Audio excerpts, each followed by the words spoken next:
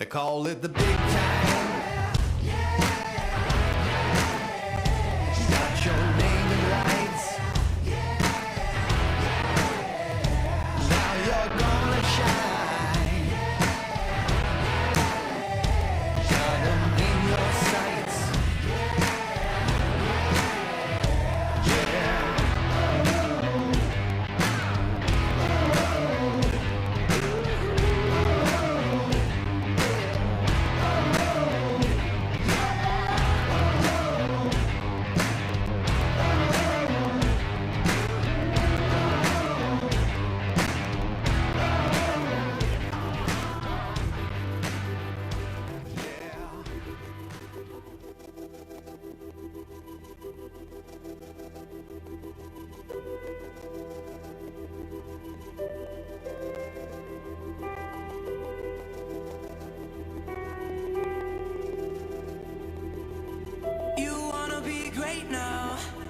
You're just trying to find a way out.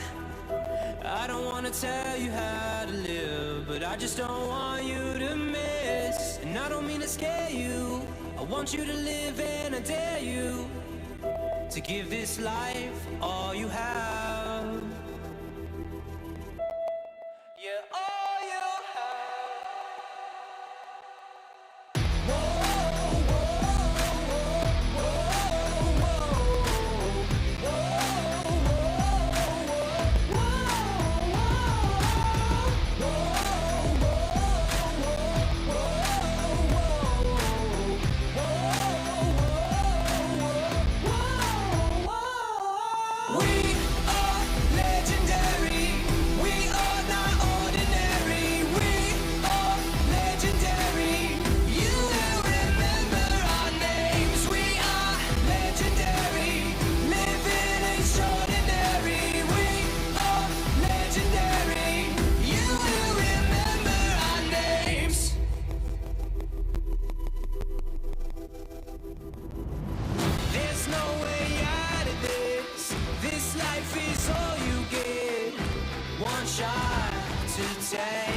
Don't miss, just make, don't get it twisted. We're on a mission to live life legendary. Yeah, we are legendary. We are legendary. We are not ordinary. We are legendary. You will remember our names. We are legendary. Living extraordinary. We are legendary. You will remember our names. In our blood, you're one of us.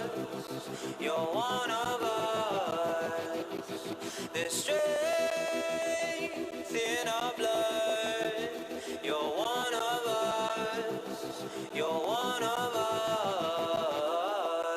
We are legendary. We are not ordinary. We are legendary. You will remember our names. We are legendary. Living extraordinary. We are legendary. You will remember our names.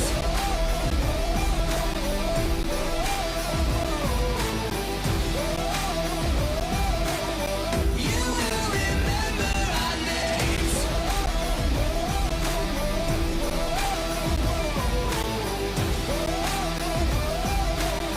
You will remember our names.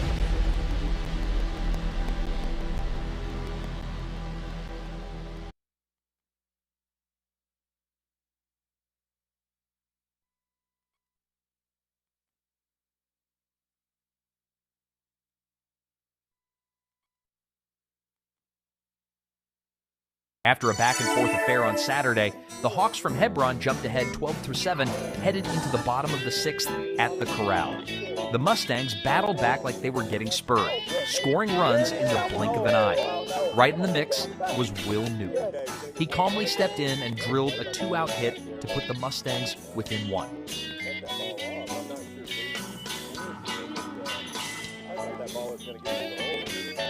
Lolly Esquivel came up next and patiently waited for a pitch he could drive to the outfield, which he got and which he did. A blast into the left center alley tied the game and nearly put the Mustangs ahead.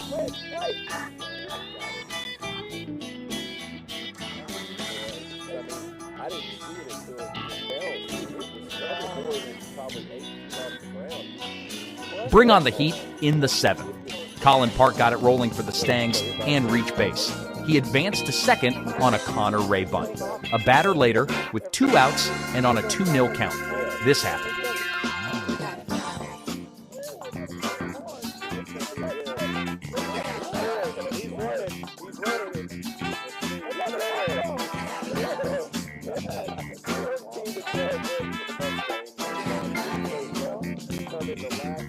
Catch a ride and join us today as the Mustangs look to push their 15-2 record ahead at the Corral.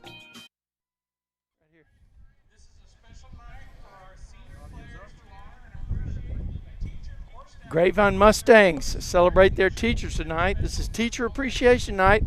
The Mustangs are 15-2, trying to push it to 16 wins on the season and maintain their position on top of District 5A. The weather's great, there's no rain in sight, and this is Mustang Baseball Live. Unfortunately, Mr. Briscoe is not able to make it.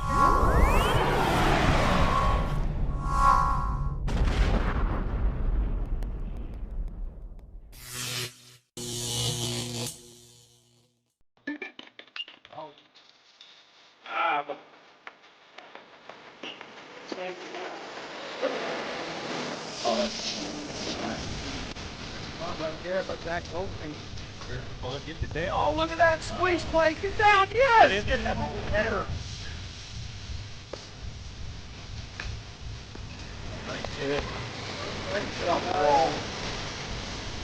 All right. Oh, we go ball. He went ball. Go ball. Get out of here. Get out of here. Oh, get deep. Get deep. Deep.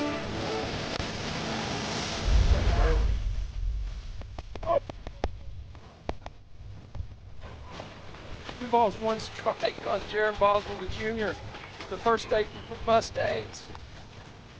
Hadn't been in a bigger spot in his life. Oh, he hit one. He burned him. He burned him. Let's go. He burned him. Yeah. We got it. Okay. Mustangs are state champions. I love it, Trey. Oh, my God.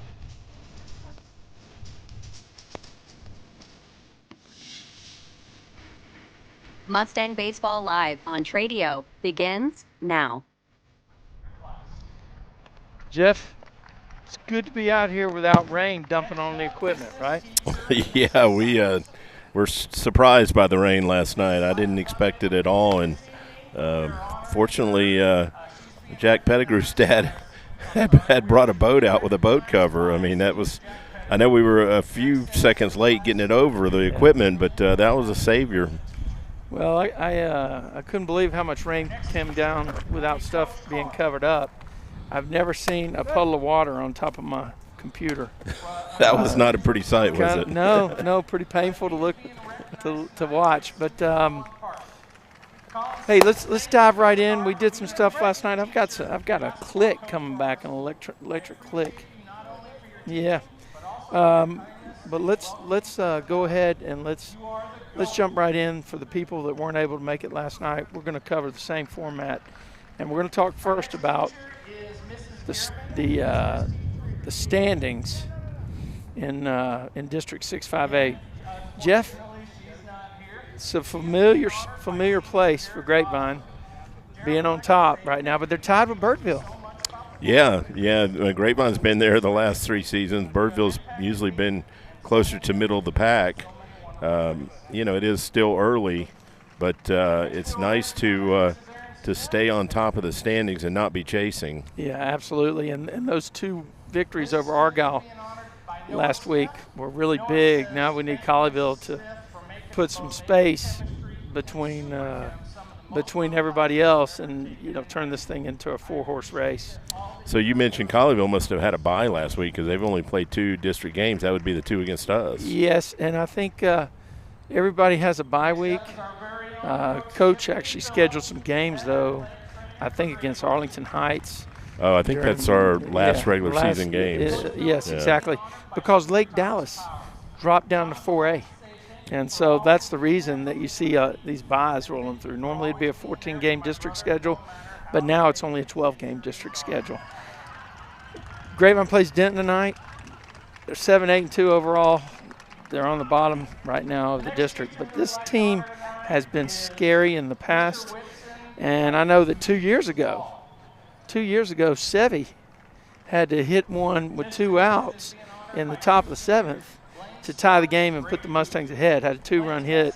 I think it was 2-run double with the bases loaded. I think they came from like 3 down late in the game. Yeah. I wasn't there for some reason, but I remember watching You the had broadcast. a business trip. I'm a working man. Yeah. So that was amazing. That was fantastic. We couldn't shut them down. And I know the Broncos last year, as they go through the teacher appreciation ceremony tonight before the game, the Broncos had a solid team that year, had a solid team last year. Some of those guys are now very experienced, and they're over on that varsity. Well, I watched them take infield. They look like they can play some defense, and it's small things that separate teams at this level. The pitching maybe is not as good as Grapevine, but you still got to come out and hit the ball and throw strikes and make the plays. Well, talk about hitting, Jeff. Let's talk about something that's really been fantastic for the Mustangs since the district season started. Over the last 5 games, one of the things we can say, Lale yes. Lale yes, right? Bringing it back. Wow, yeah, look at those numbers, Trey. And this is for Lolly Esquivel, by the way. Yeah. We'll give you the backstory in a moment, but those numbers are incredible, aren't they?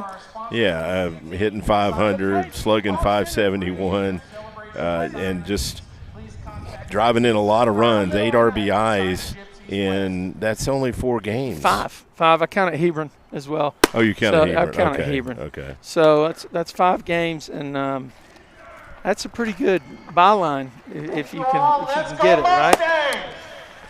Anybody would take that for the season. Yeah, and so the backstory on the Lale yes is last year we went to a couple of places where they introduced him as Lale, and we just thought about, okay, Lolly did it, Lale yes. Well, the dugout started calling him Lale, so we thought it was safe for us to call him Lale. Yeah.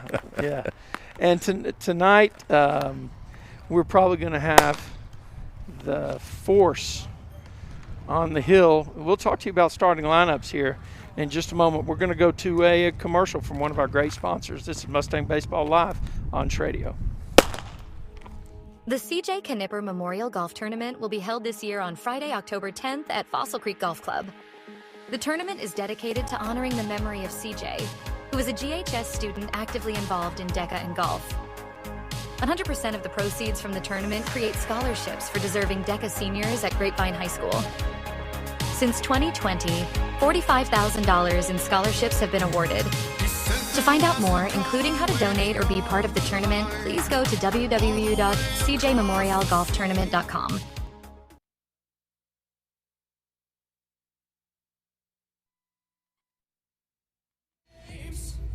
Okay, with the force on the hill,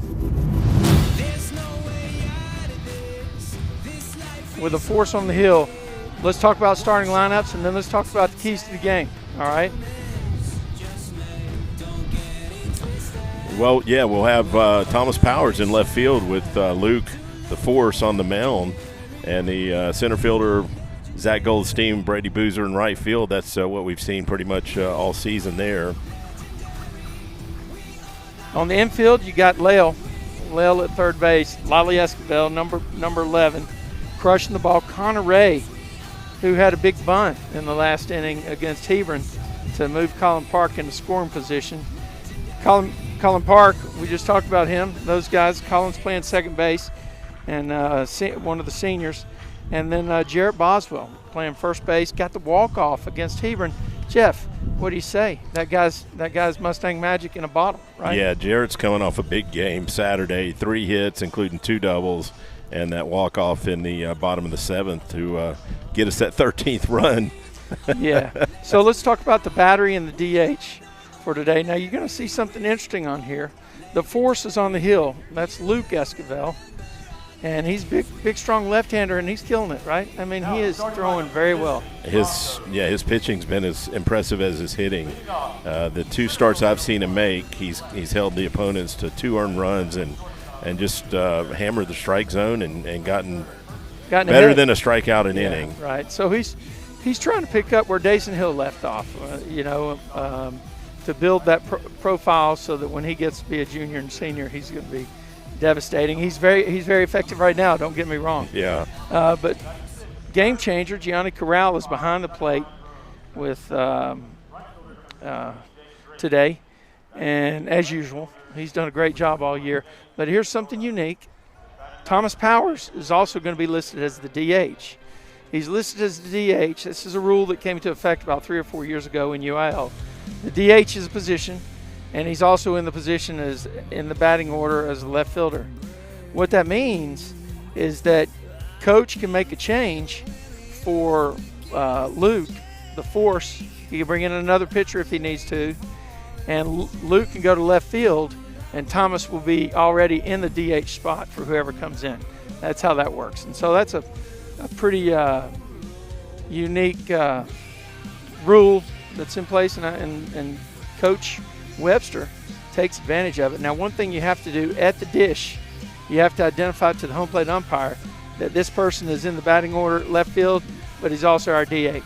You have to identify that. Well, and that's important to keep Luke's bat in the lineup because he's been behind Lolly, been our second hottest hitter from what I've seen. Yep. All right, so let's talk about keys to the game real quick.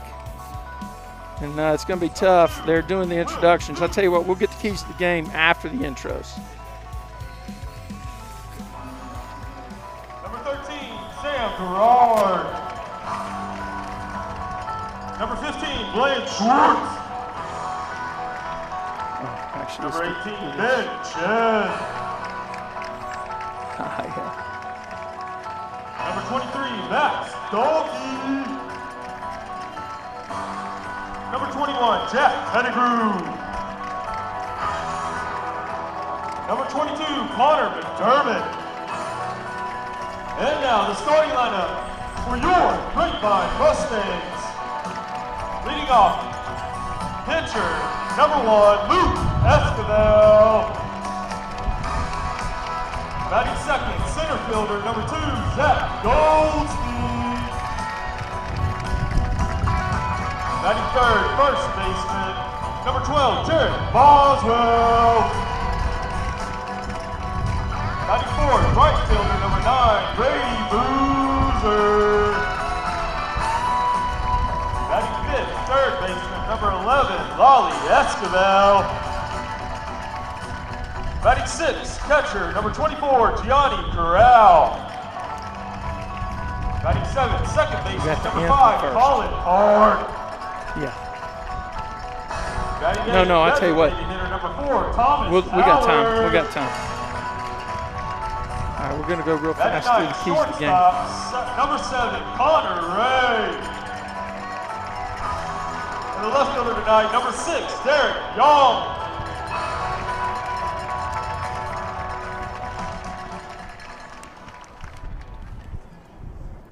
Jeff, let's go over some keys to the game real quick. Slide it in before the anthem. Be aggressive on the bases. Step on the gas early. Hey, if these guys are down, get ahead and let's keep our foot on them. And then be one with the force. I mean, he's had 2 great outings. He might need some run support tonight. This is the time we got to join up and recognize that the force is with us.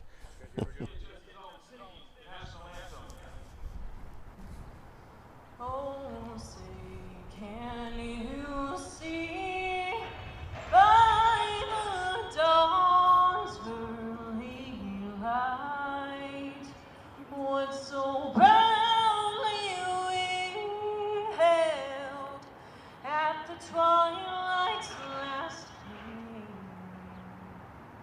whose broad stripes and bright stars through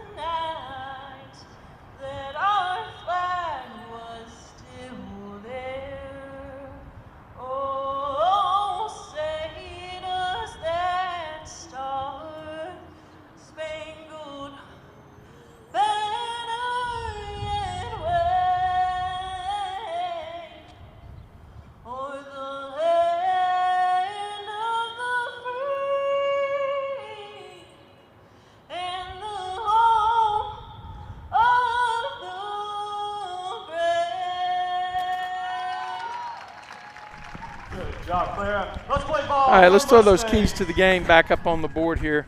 Talk about them. What do you think, man? Is that kind of right? I mean, be one with the force. You know what I'm getting at, right? Yeah, I'm on board with that that nickname, Trey. Obviously, anytime your starting pitcher has a good game, that gives you a great chance to win the game, and Luke's done that in both district starts this season. Step on the gas early, yeah. I mean, it's much easier playing with a lead. It's easier pitching with a lead. But keep the pedal to the metal is what I'm talking about. You know, don't let up. Let's try to get out of here if we can. You know, and you know they're going to be out there scrapping. They're going to get Grapevine's going to get everybody's best game. Grapevine's going to get everybody's best game. They got a target on their back. The defending state 5A champions, the last true 5A champion. Have to slide that in there. You know, there were no Division I and Division II baseball definitions last year. But we talked about this in one of our pregames. They're going to get everybody's best, and you can't leave teams out there to continue to scrap and fight. You got to put them away. I find your first key interesting in that I don't feel like we've really tried to steal many bases. Now, there's other ways to be aggressive, you know, taking extra bases. Yeah, we had a chance when to the ball's put in the tying play. run. We had a chance to score the tying run, and our base runner held up on, you know. I think, wouldn't that have been the winning run, or was that? Oh, it was a go. It was It would have go been the ahead. go-ahead, yeah. Right. Yeah. That was the play where Will Newton hit that ball in the shortstop hole. Oh, no. That was, that would have been the tying run, and then Lolly would have been up there to drive in the winning run. Okay. Yeah. Oh, no, you're right. Will Newton got thrown out. Exactly. Yeah. That would have been the winning run. I'm wrong. Yeah. All right, so the coaches are meeting at home plate, and I want to mention another excellent home plate camera shot, courtesy of Action Logistics, which we appreciate them stepping up and sponsoring the home plate cam tonight. Great job. We don't have it. And, you know, I hope we're tying in with the scoreboard. I left the connector unconnected up there because they know how to do it. Okay, and everything else was connected. So a leap of faith there, Trey. Well, I pulled it out and left it where the scoreboard goes. So yes, you're right. It is a leap of faith. But yeah, I think we're about started. Get ready to. Well, Luke's going to throw a few warm-up pitches. The force. So yeah, man, he's just got a big stride. He looks like a left-handed version of Lolly. I mean, just he's Lolly's got maybe 2 or 3 inches on him, but Luke may get there. He's still young. The Esquivel brothers have been providing the juice on this caravan so far.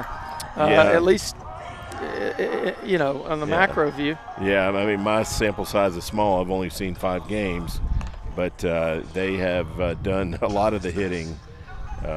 As well as a lot of the pitching. You know, we've seen Lolly come in and be effective on the mound. Yeah, he was in for a tough one last week against Colleyville, but I mean, what a great ball game that was. Mustangs didn't have any. They had a tight one on Saturday, but surprisingly, no issues on Tuesday and Friday against Argyle. True. The viewers out there can probably hear this wind hitting our microphones, Trey. It seems to be gusting at times, but it's very comfortable out here tonight. That little bit of rain we got last night seems to have cooled it off a little bit. It was steamy yesterday. It was 90 degrees or close to it. Well, Mr. Castellanos is our home plate umpire. Really good dude, good strike zone, and we'll give him the benefit of the doubt on a few calls today. Well, as I said the other day when I watched the broadcast, my eyes from right field, I'm missing in and out. I think I'm getting the elevation of the pitch right, but too many times I said that pitch missed inside when it was actually outside. So take those calls with a a little grain of salt and cut Well, us some slack. We are. Yeah, so, hey, Denton knows they're going to get a first pitch strike. This guy is notorious for getting ahead in the count. Came out swinging and fouled that one back. Okay. Guys, I'll be right back. Another swinging strike right there to get ahead 0-2. Yeah, we don't have our scoreboard locked in, so Trey's going to go fix that.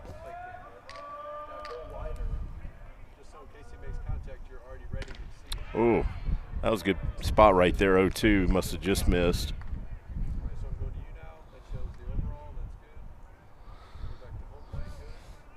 Let's get some lineups here on Game Changer. Just needed to change. They must not have. No, it's a Delta. Their car's a Delta together. So they have to register something. Okay. All right, am I hot again? Yeah. Perfect. Okay. This is Feltz leading off for the Broncos. Mustangs are in A position. Looks like Brady may be shifted a little bit over toward the line in right field, and the center fielder, he's probably playing straight away. Looks like left field is in the regular spot. Is that kind of how you see it? Brady is shading the line a bit. Yep. So the hitters work this back to a full count. Colin Park backs up on the grass with this guy, so they must believe that they're going to pitch him away and see what he does. That's in the Fly air. ball, that should be caught. Yeah, Brady's going to How about that for positioning? He actually had to go the other way, but but not far. Plenty of time to react. So Mustangs get that first out on a fly ball.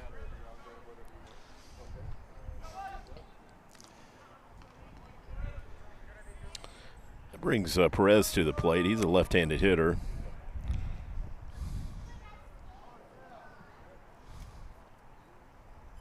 Swinging strike. Oh, my gosh. Jeff, that was some off-speed stuff to the lefty on lefty, man. Yeah, I wish I'd been watching the monitor. We'd have had a better idea if it was a breaking pitch or just a changeup. It was a breaking pitch. Okay, that makes sense. He got him again. Look at that. Yeah. Just they're guessing. They're guessing right now. Tried to check his swing, but the home plate umpire didn't even check with the base guy. Oh, it wasn't even close. He went around. I got a better angle. I think you got the sun in your eyes a little bit. Ooh, that's close. Yeah, we're just about to lose the sun behind the stands back there. Yeah, it makes for challenging lighting and action following. That's on the ground. Looks like Colin's going to play it and make a good throw to get him by a step. So two outs defensively made by the Mustangs. Colin had to throw the ball pretty hard that time. That kid got down the baseline pretty quick. He did, yeah. Brings Medina to the plate. Mustangs in their white with pinstripes tonight. Love those pinstripes. They look sharp, don't they? I do like them. Red hats. I tried to get me a red hat, Trey. They don't have any big enough for me. Yeah. I got too big a head. I tried to get a white hat. They had the same problem. Now, this red one's been through the ringer a little bit. Yeah. Mike could use a washing machine. Please don't step on my optical cable. Everything else is steppable.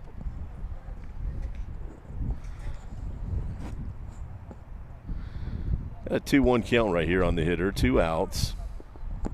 He is a number 3 hitter, so our left fielder tonight is actually Derek DeWong. That's going to go foul. Oh, that's back in the chemistry lab. Actually, that's got the pickup. Oh, got the bed of a F-150, and then my truck takes a soft bounce.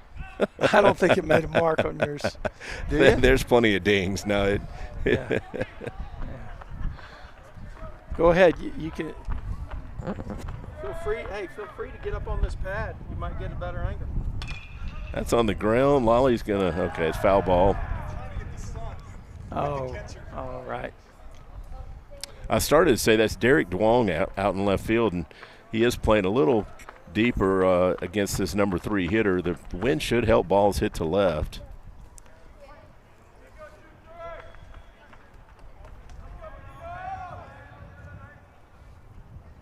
Oh, got him looking. Yes, sir. So that pitch has been called all year, and Mr. Castellanos, he got on to me for not saying his name right last time. Did a great job calling that one. yeah, high strike definitely. Yeah, absolutely. Hey, the Mustangs, do the deal. We'll be right back with more Mustang Baseball Live on Tradio.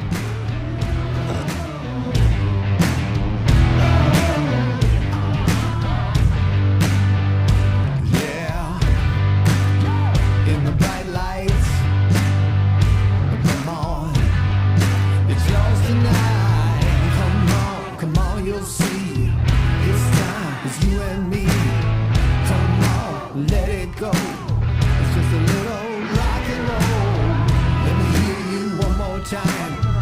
I can see that look in your eye. Everything you want and more.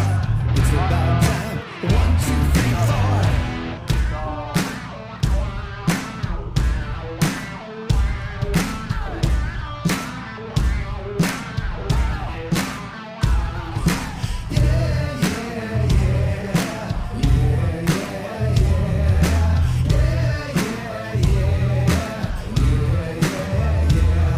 It's the big time.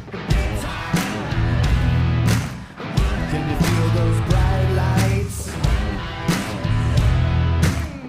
Everything is yours tonight. It's on tonight. The big time. In the big time. In the big time. Wild, wild, wild in the USA. We're getting wild, wild, wild the American way.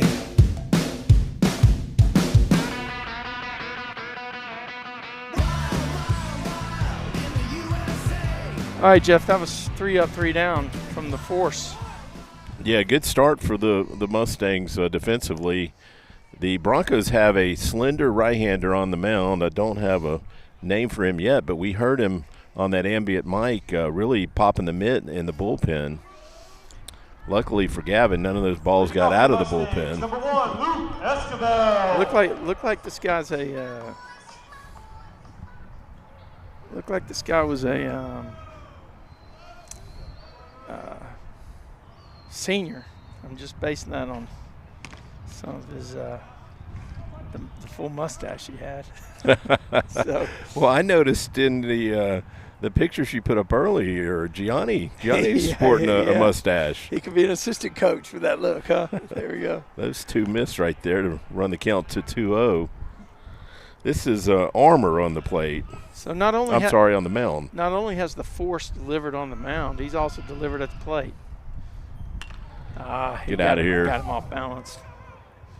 That might be playable. Yeah, third baseman's going to play that. But, yeah, it seems like he's had a hit in every game and Now batting multi-hit number 2, game Zach at least once or twice.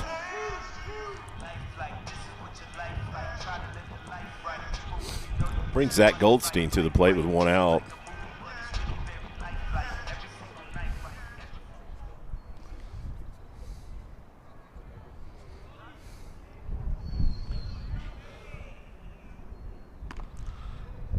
I feel like this pitcher almost exaggerates the over the top. Yeah, one of those like Yeah. really gets a wide separation, and then gets his wrist way over the top. Look how far back he goes to get leverage. Yeah, you can see that. Goes really low, right? Yeah, yeah. That was a nice fastball he put right down the plate against Goldstein. Gonna square to bunt. No. Oh, they're going to say he offered home plate. The base umpire. Well, I thought the catcher came out and played it. Like I think it must have been a foul ball, but He didn't touch it. okay. They appealed it to the plate umpire. Appealed the call to Oh. the first base Board, umpire. board showing 2 strikes. Yeah, because they called it a strike. Oh, okay. Yeah, Well, they said so- he offered at it. Oh, okay. He okay, asked okay. that guy. He asked the field umpire, did he swing? Well, I would agree with that. That's down the line going to go foul. No, I would agree that he offered at it. That's why I thought he fouled it. Yeah. He definitely didn't pull the bat back. Yeah. Yeah. But he didn't touch it, or the guy doesn't appeal it. You know, that's a very, very experienced umpire behind the plate tonight. We're fortunate to have him to do this game. Ooh, Oh, got him swinging. Wow, nice job by the pitcher for the Broncos. I promise not to put you in any tough spots with your umpire fraternity and ask a question about, if you show a guy up, is it going to affect the next call? Let me just say, I'm not going to make any comments on that. I still want to be able to go have I'm going to avoid that topic. I mean, I gave you about a 30-second lead in and got nothing. That's not the right one. Let's do that. That brings Jarrett right Boswell here is where you look at him. to the plate. And we mentioned You're earlier, right. Jarrett's coming off a 3-hit game Saturday. He had 2 doubles in that mix of hits.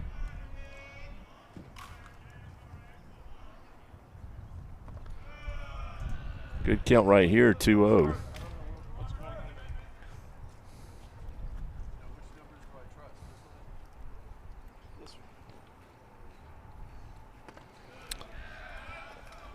Don't seem maybe Denton looked at Saturday's box score. They seem to be staying away from Jarrett right here. 3-0 count. What do you do? You let him hit, or you need a base runner, I guess. He might have been swinging, but that was not a good Ball pitch. was low and away. Yep. Well, so here comes Boozer. Now batting for the Mustangs, number 9, Brady Boozer.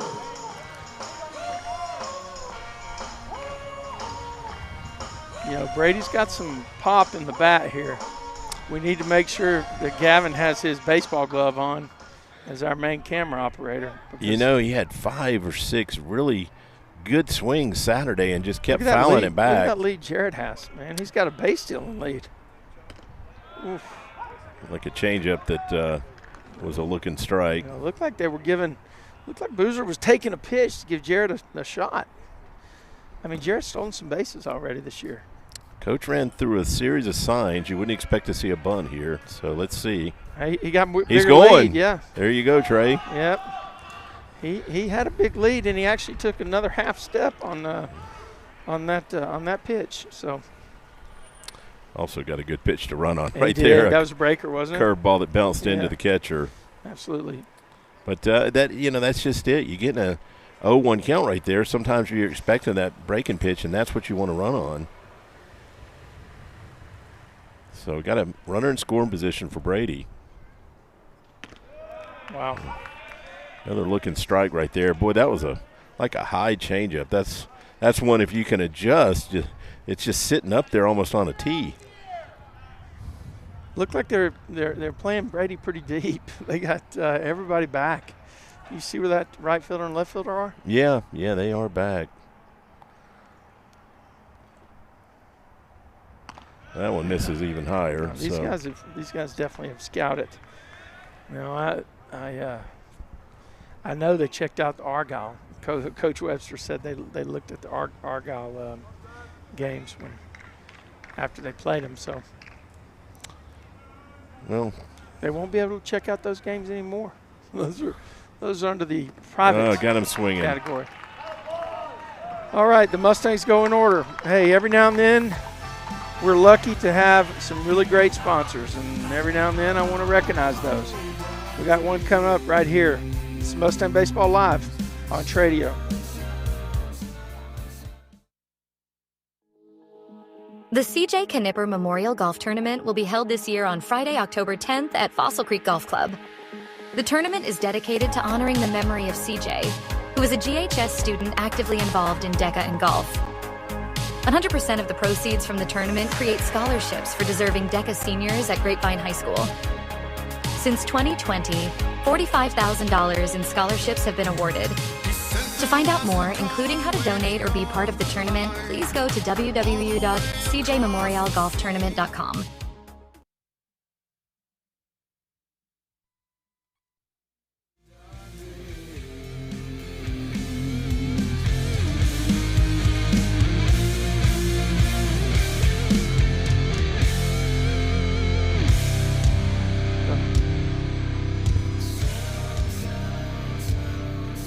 Jeff, can you give us a little more info on the CJ Knipper Memorial Golf Tournament and just a few more high-level sentences on what it's all about? Okay, Trey, thank you, and thanks again for that video you put together that really captures the spirit of the tournament and the spirit of the scholarship fund. Again, this is it's in memory of my son CJ. The tournament will be Friday, October 10th at Sky Creek again. I'm sorry, Fossil Creek. We played at Sky Creek a couple years, but we're at Fossil Creek Golf Course, and it is the primary fundraiser for the CJ Knipper Memorial Scholarship Fund.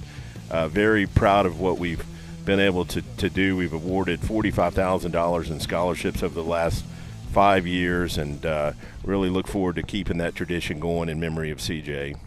That's great, Jeff. I'm glad we could be a part of it in some small way.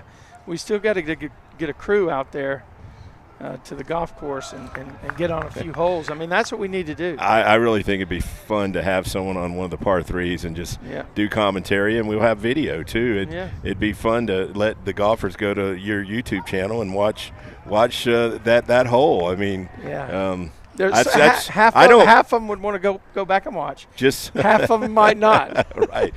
We're going to document the good and the bad. That's a ground ball to Lolly. Comes up with the clean and makes a good throw to get the first out. But so just to kind of move forward on that a bit, it's a 501(c)(3). Correct. We are a nonprofit. Right. And all of the proceeds from the tournament go to the scholarship fund. Right. And so who are some of the folks that have played in it that we might know? Grapevine folks. Well, Andrew played in it, right? Yeah, well, a lot of CJ's buddies come out and play in it. I've got a couple of friends that always sponsor a team or two in memory of CJ and ask that his buddies play on that team. And Andrew Ballard has played on that team. Your son, Andrew Bell, some former baseball players. Luke Clutterbuck has been out there the last couple years. Yeah. It's really a fun day, and to see those, buddies of CJ out there, it warms my heart to see them come out. And now, a lot of those kids are out of college and have jobs and paying their own way. We don't need to. We don't necessarily need to give them a sponsored team, but it really is cool. And the DECA Club, who is the recipient of the scholarships, the DECA Club brings a group out there and volunteers, helps us raise money before the tournament out on the golf course, and they're instrumental in the success of the tournament. We make a lot of money for the scholarship fund off of selling mulligans and selling merchandise, and they are instrumental in those efforts. Thank you, Ms. Province, who has spearheaded that, but all of the DECA teachers come out and support it. Do people get fed, Jeff? Oh, we always have dinner after the round. We'll have a good that's a ball in the air. Let's see. That one may fall, No man's land. So they pick up their first hit right there with 2 outs. Yeah, we'll always have a good barbecue dinner or fajitas, something like that. That's after the round. We have a banquet with the award ceremony. We also usually have a silent auction with some great items, sports memorabilia. We get a lot of donated items, just some great stuff that, again, raises money for the scholarship fund. That's awesome. That's fantastic, Jeff. I love to hear about that because I remember CJ and Andrew doing some DECA stuff together in terms of presenting, and it was really rewarding, and I enjoyed putting that together. And like I said, I'm glad that Tradio can promote it with you. What's the URL that people can go to? Let's say they like what you have to say, and they may know somebody that knows CJ, and they want to do something, but they don't want to spend half a day on the golf course. What can they do? You can go to our website, cjmemorialgolftournament.com, and if you can't play in the tournament, you can sponsor a hole. You can also just make a donation right there at the website. So there's a lot of different ways to support the scholarship fund, even if you're not a golfer or if you can't make the tournament for some reason. If somebody came to you and said they wanted to sponsor a team but they didn't want to play, could you find players? Oh, yeah. As I mentioned, I always have usually buddies of CJ that want to come play, and so we'll fill out your team for you if you can't. Yeah, perfect.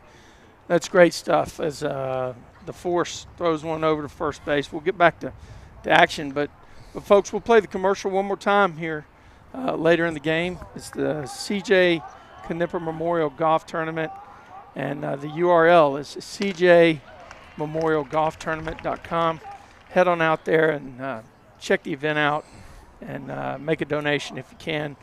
All the proceeds go to awarding scholarships to the Grapevine High School DECA Club. All right. So he's got a 1-2 count on this batter, Jeff. 2 outs. Yeah, he's thrown, looks like 2 good fastballs by him to get those 2 strikes. Well, that one's up and away, but that was Groves that got that single for the Broncos.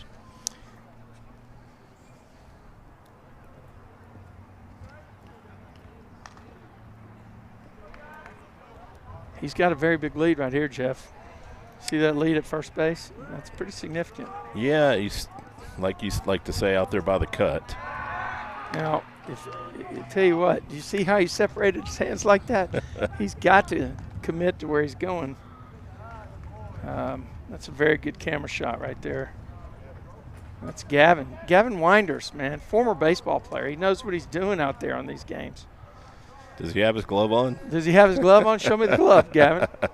No, he's not. Oh, wow. He brought it with him, though. Oh, gets him swinging right there. So that's wow.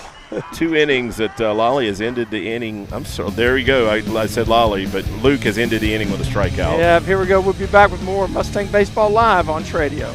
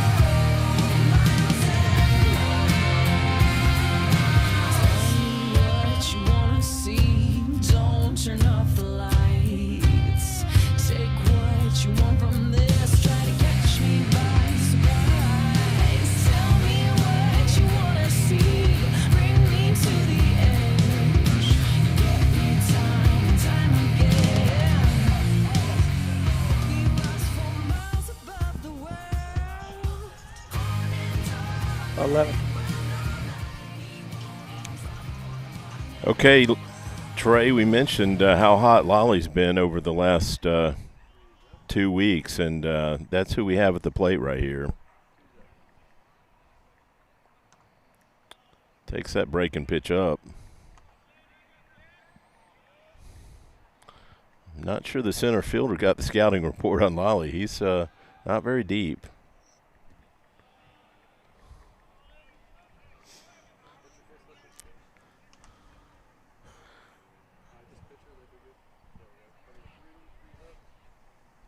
I'm ready to put a Lale yes out there. It's a good count for it right here. Oh, that was the pitch. That was the pitch, my man. I don't understand why. I guess he thought it was inside. I mean, they may have a strategy to drive the pitch count up on this guy. Who knows? Sometimes you talk about things like that, but I mean, that's the pitch you want to hit, isn't it?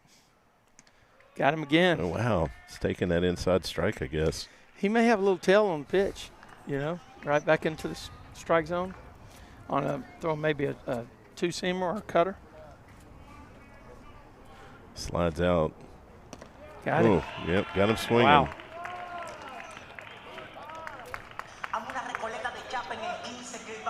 Now batting for the Mustangs, number 24, Gianni Corral. I hope we didn't jinx Lolly. It's the first time we've seen him strike out, it seems like, in a while. Well, let's see what Game Changer does. The Mustangs. There's, look at that, boy. Oh, He hit that's that a ball double. hard. Is that down the line? Yeah, it's it right was. down the line. Get down there, buddy. I think it was by the third baseman before he even saw it. Boy, he turned his hips and drove that one, didn't he? Yeah, Stayed inside it, just drilled it.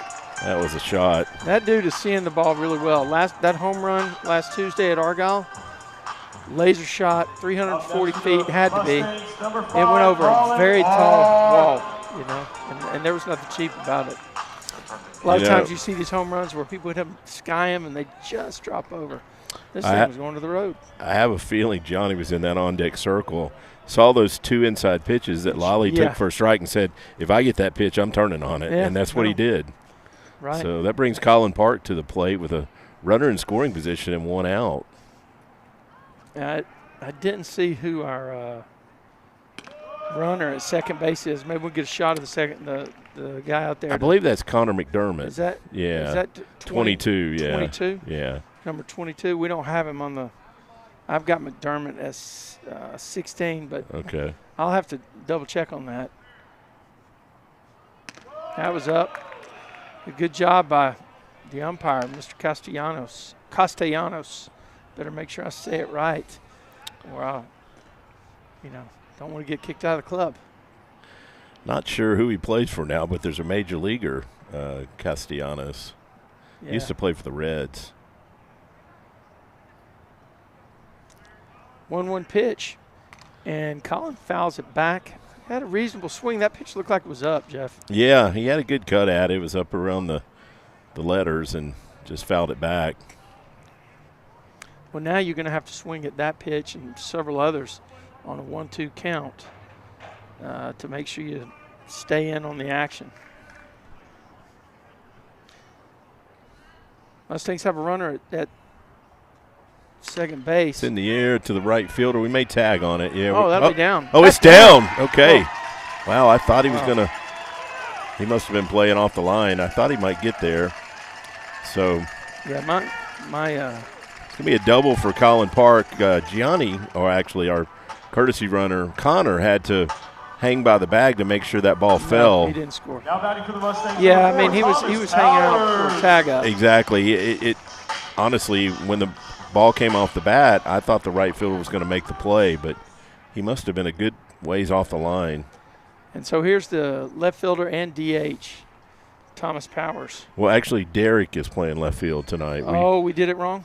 Yeah, Derek's in left field. I thought maybe you got the lineup from Coach, but I got the line yesterday from Coach and assumed it was the same. I know for sure that so Thomas is in the DH role. And who's he DHing for? Derek. He's DHing for Derek, yeah. Good breaking pitch right there for a strike. Well, I'm sorry. I've been talking about Thomas in left field the whole time. So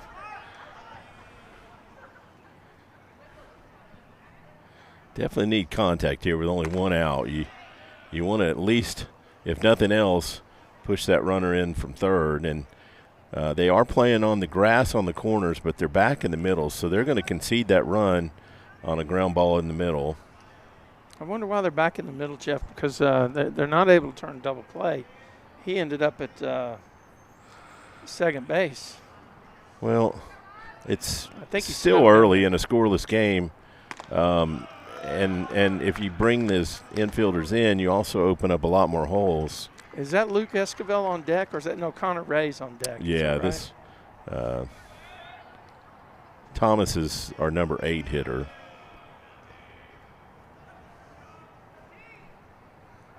So 2-1 count right here.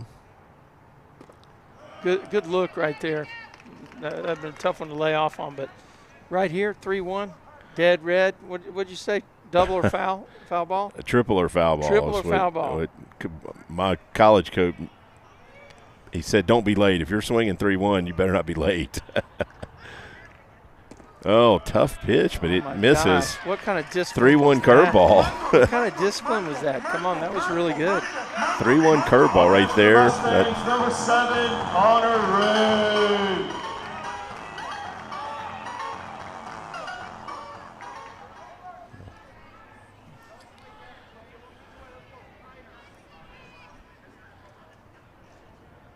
So bases loaded right here for Connor, and Connor's had some big hits in the district games. I have no problem putting Thomas on and letting Connor swing.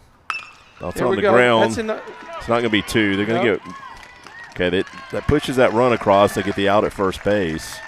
Mustangs on the board. So he gets the RBI, which is good. Needed that. Now batting for the Mustangs, number 1, Luke Escobar. Yes. Back to the top of the order with the force. Yeah, still 2 runners in scoring position for Luke. That's the slide out. It goes off after 8 seconds. If you want to be mouse intensive, boom, boom.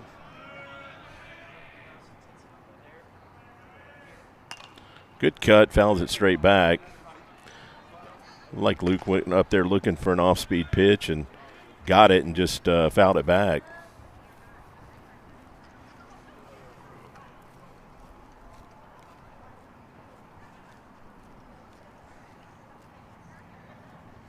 I like to see him tying to 1. They're not playing him too deep. You know, look, the interesting thing is, well, I guess that's just a regular gap over there in left center, and the right fielder he's in A position. He's not shaded, is he? Doesn't look like he is there. And they're moving him back toward the middle. Get down. Yeah. That should. Well, it's gonna be. That ball was well hit, so it's gonna have to hold him at third, but pick up another run right there. Good job of hitting by Luke, just going with the pitch there. He really stayed on that ball and made sure he didn't pop it up. Up next for the Mustangs. We've seen Luke go to the left side several times, so he's using all fields at the plate.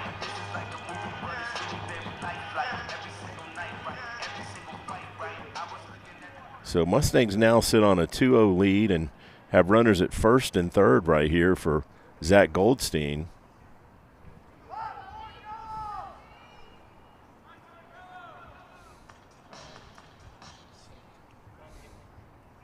Okay. How about that? The force steps in and drills one to left field.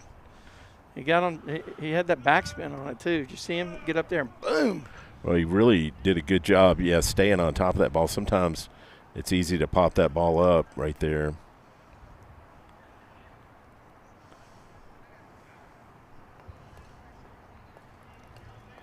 Okay, now we do have a courtesy runner at first base. Okay, he's going to break on that ball in the dirt. Yeah, that's Jack Pettigrew. Yeah, let's who go ahead. Came in and ran for Luke since Luke's right pitching. There. 21. So 2 runners now in scoring position for Zach. He's in a 2-0 count right here. That's a good pitch. Yeah, that high strike that we've seen called all season. Yeah, there's nothing wrong with that call. He's giving it to our guys, and that's where the strike zone is right now.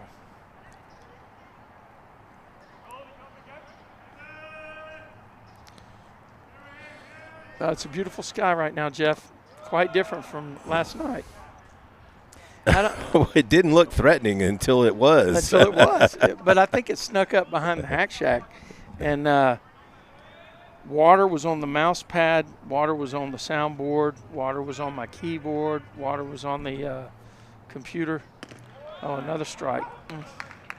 Yeah, so that's going to make it a full count. Both of those were on like 3-1, and 3-1 count and then a 2-0 count. So first base is open, but they're going to come right at Zach. I think so. They definitely don't want to see number 12 step in there, do they?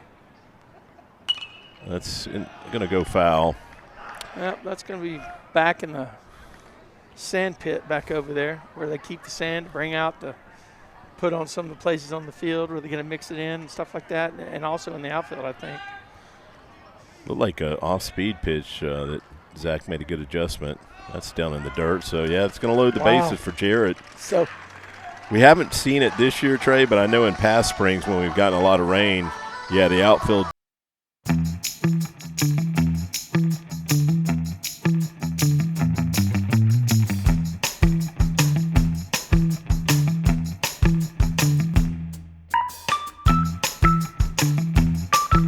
Rain for maybe 10 minutes. Okay, so this is interesting.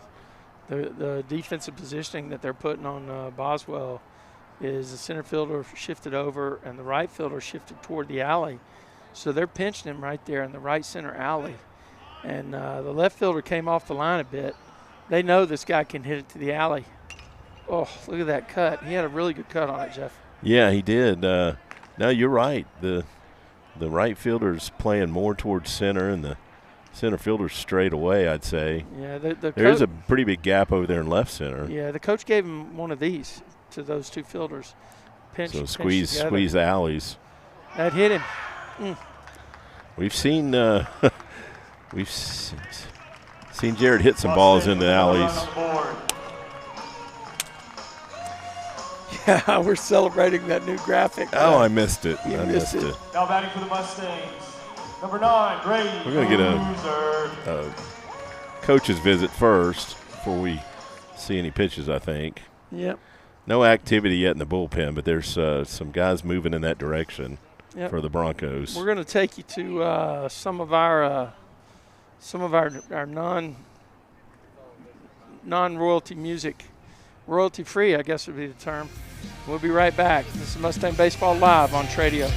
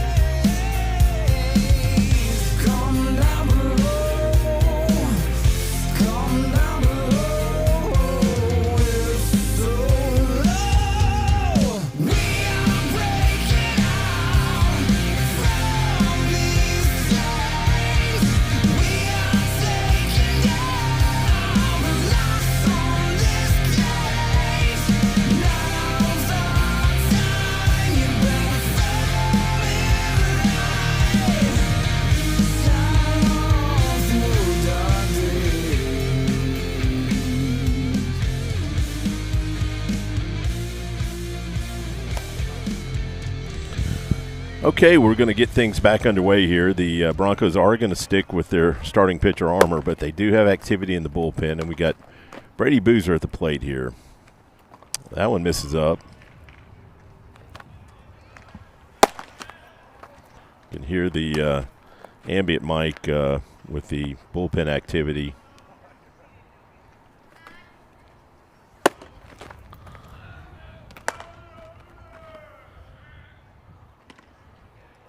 It's a high strike right there that Brady looks at.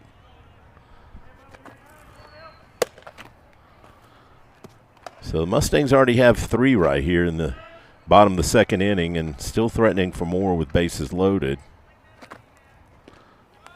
Okay, that takes that one for a ball.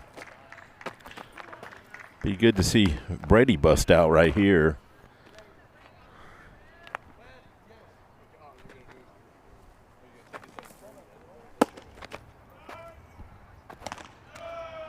Okay, 3-1 count right here. Nowhere to put him.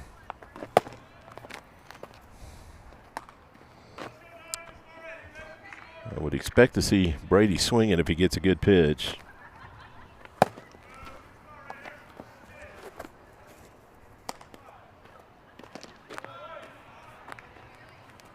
Okay, that one missed. Yeah. So that's going to push another run across right there, make it a 4-0 ball game. Mustangs with another run on the board. To bat next, number 11, Lolly Esquivel.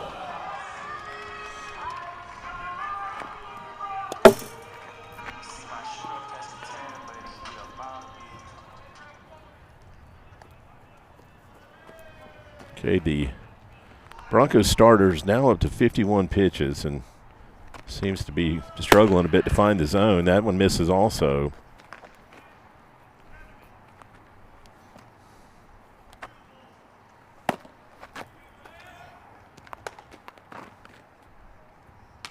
Oh, right at the third baseman. Lolly squared one up, but just right at him. So Mustangs do get 4 right there and lead 4-0 going to the top of the third inning. You're watching Mustang Baseball live on Tradio.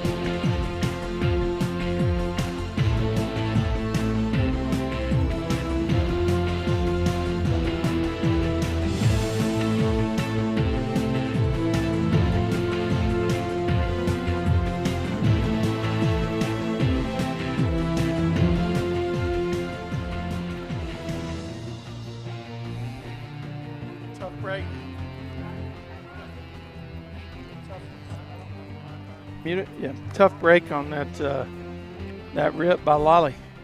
Lale, yes. Yeah, that was a atom ball. So we've got the number 8 hitter for the Broncos, the left fielder Andoga at the plate. Foul ball is going to go, going to miss the chalk.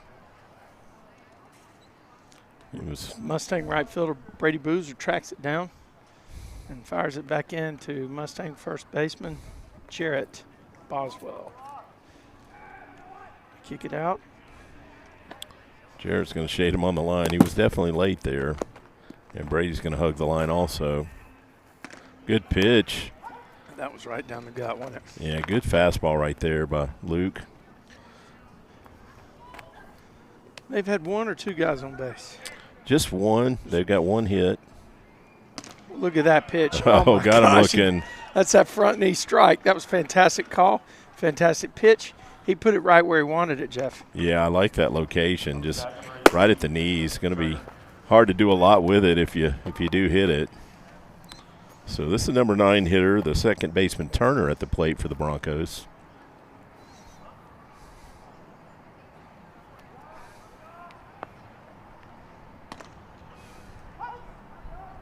Wow, we can actually, on the ambient, we can hear the cars driving down 26 tonight. So Yeah, that I do hear that. Normally we don't. Normally you got me running the soundboard. That's why. we upgraded on sound tonight.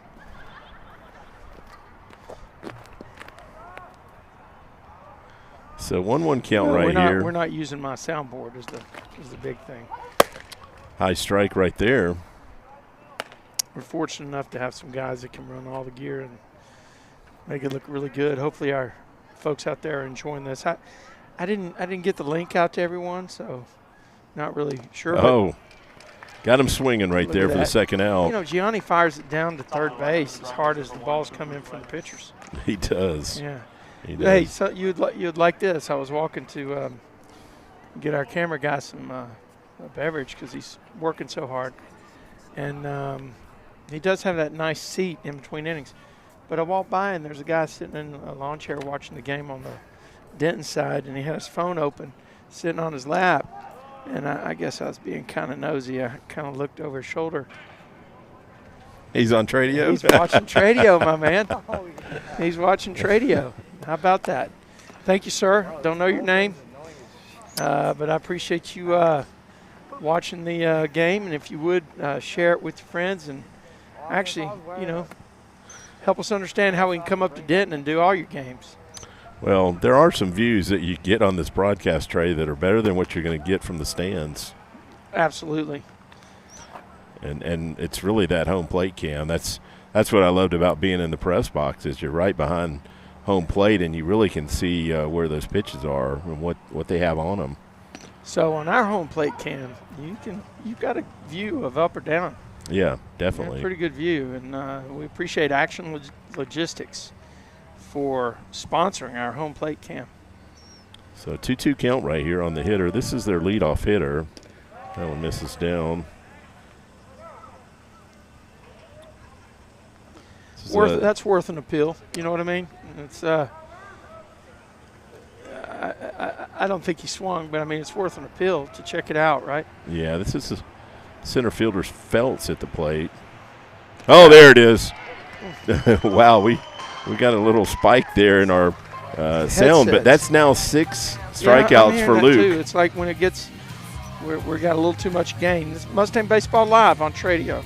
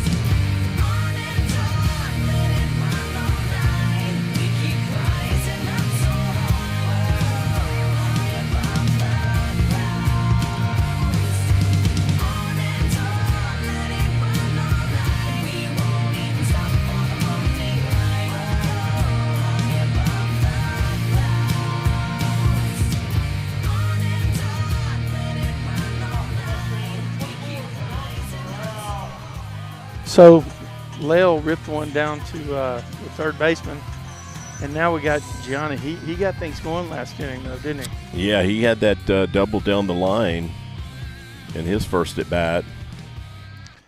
Yeah, this guy is he's got to be one of the best catchers in North Texas. He's been really impressive behind the plate, and we've seen he's got a good bat also. Just been a tough out ever since he's been a ninth grader. Well, he's been starting every game since he was a ninth grader. Right. So. Has got a lot of experience right there, and only in his junior year.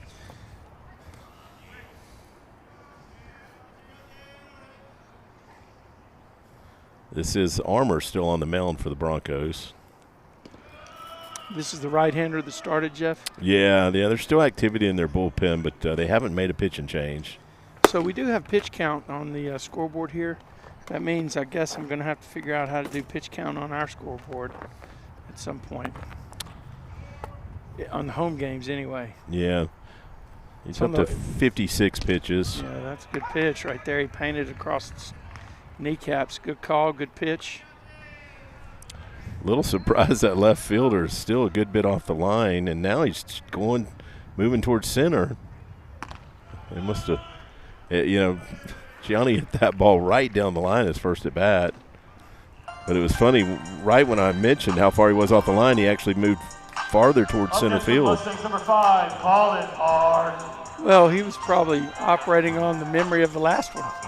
He ripped one down the line, hit a double, didn't he? But he went farther from the line. Oh, okay. That's my point.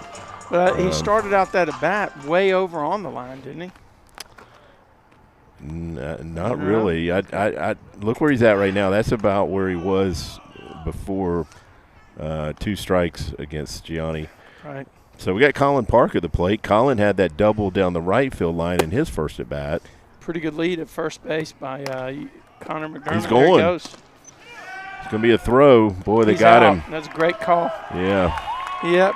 Yeah, nice throw by the catcher. Tagged him up the line. The ball was a bit up the line. The shortstop had to field it, come up and tagged him on the numbers, but as well before he got to the bag. What a great throw by the catcher. Yeah, that was pretty good pop time, right? Pretty solid for sure.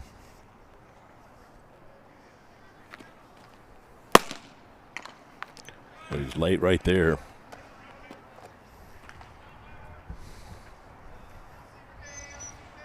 Guys done a good job on the hill. Had last inning though, it just got away from him a little bit, right? Yeah, he had some control issues, and then we mixed in some hits, made him pay for it. Yeah, we've talked about Colin Park's importance last year to that team. Of course, you look at half this lineup, and they were contributors last year on that state championship run. Yeah, well, about half of them were starters, but Colin was one of those role players that came in and did his job as a courtesy runner, and seems like we saw him in the field occasionally also when when Ryan would go to the mound, Peyton slide to third. Tatum would go to third base, and Colin would come in second. And I actually saw Peyton Tatum last night. Okay. Man, he's been hitting the weights. Yes, he's a big dude. He's got super powerful looking body, and that's pretty well hit. Wow, he got all that. Their left fielder's going back. Deep. He's not going to get to it. Yeah. Wow. Colin puts a charge into one. He just ripped it. So that's 2 doubles for Colin Park. Just burned that left fielder right there. Up next for the Mustangs, number 4, Thomas Powers. So Mustangs put another runner in scoring position here. 1 out for Thomas Powers at the plate.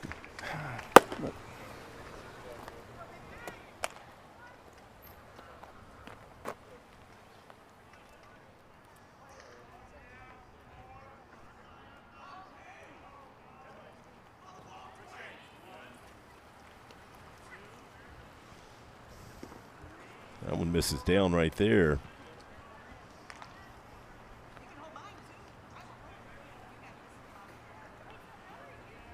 That left fielder's playing a little bit deeper on Thomas than he was playing against Colin. Oh, yeah, he moved back a little bit, didn't he? And Thomas Powers can launch a baseball, too. Yeah. These Mustangs, 2 times through is all. You only get 1 time free. You only get to go around 1 time free. I think we're going to see a pitching change. Here comes a visit from the coach. Yep, so we'll roll on to some of our canned music. Keep us out of the YouTube penalty box. This is Mustang Baseball Live on Tradio.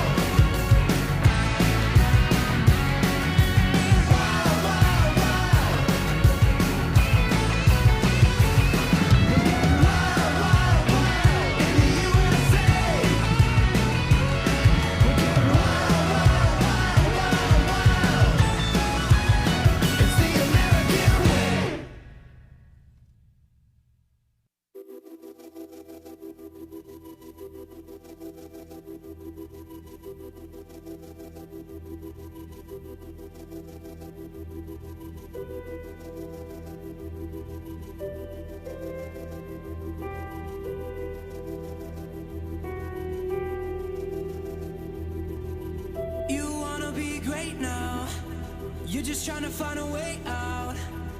I don't want to tell you how to live, but I just don't want you to miss. And I don't mean to scare you, I want you to live, and I dare you to give this life all you have. Yeah, all you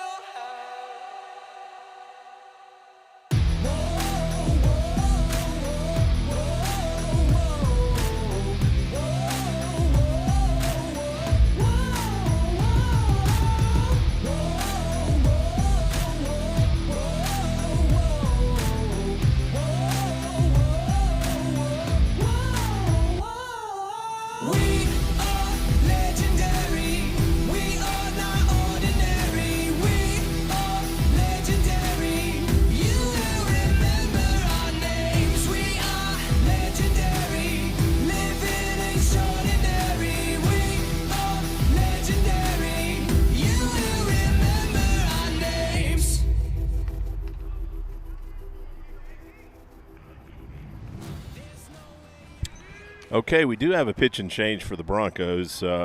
He is looks like mostly an off-speed pitcher. Don't have a name yet. We'll get one shortly. That's in the air. That's going to tag up. No, it's not quite deep. Uh-oh. I got it. You take it out there a little bit, Jeff. Yeah, the center fielder got it, but they were both right there. Looked like they might collide for a second. Yeah. Now batting for the Mustangs, number 7, Connor Ray. So Connor, this is Gonzalez pitching for the Broncos. So he comes in and throws one pitch and gets the second out. you have Connor Ray's box score from Saturday. I think he actually did well. Let's see what. The ball's in the dirt. Yeah, we're going to advance on that. Yeah, we've talked many times about you get to third base, it just increases your opportunities to score. Connor went 1 for 3 on Saturday with a run scored. He had sacrifice, right? That sacrifice was really important. With 2 strikes, I think he got a bunt down in the last inning. I think I do remember that, but they're not showing him with a sacrifice. The only I thought it was only him. sacrifice I see is Will Newton, at least on the box score. You know what? That was a hit. That was his hit. Was a bunt base hit. That's. I'm fairly certain that was a bunt base hit. Okay. Could definitely be the case. Good look right there. Wow. So got a runner at third with 2 outs, and Mustangs got 4 runs on 4 hits only, Jeff. yeah, they It's making them count, right? they've gotten some walks, mixed in some walks to help that run total. And the Force has only thrown 45 pitches. Is that right? 45 or 49? I He's think. at 45 according to the scoreboard. Yeah.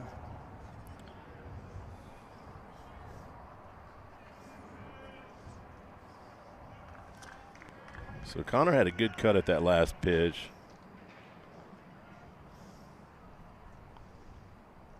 That one misses down, but good block right there by the catcher.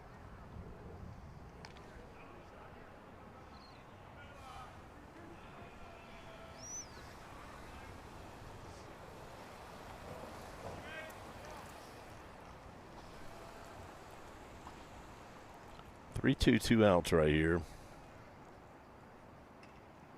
Good eye. Yeah, good eye. Really good eye right there. It's one of those situations where, look, he's going to round it. He's going to round it. Yeah. Nobody's paying attention. They just gave it to him. And they just that was Coach. That's Coach Washburn at first base. Just so that brings Luke to the plate, and Luke had a RBI single in his last at bat. That's a pretty big to allow him to get there, because now a base hit's going to bring 2 in, right? Exactly. Yeah. Yeah, I don't understand. You normally don't just give that up. Of course, now that would be a situation with a 4-run lead where the scorer could say, defensive indifference. You know, we talked about it the other night. With a 1-run or 2-run lead, you're not going to get defensive indifference. Well, and you're talking about had there actually been a pitch thrown, whether or not it'd be a stolen base. No, they can give him second base on defensive indifference. On a walk, though. I mean, you're saying you. Well, how you going to say? You can't get a stolen base out of that. Yeah. Well, how do you get the second? There wasn't a pitch thrown. There was. There was a fourth ball. Yeah, but there's got to be a pitch thrown to the next batter. So how do you put him on second?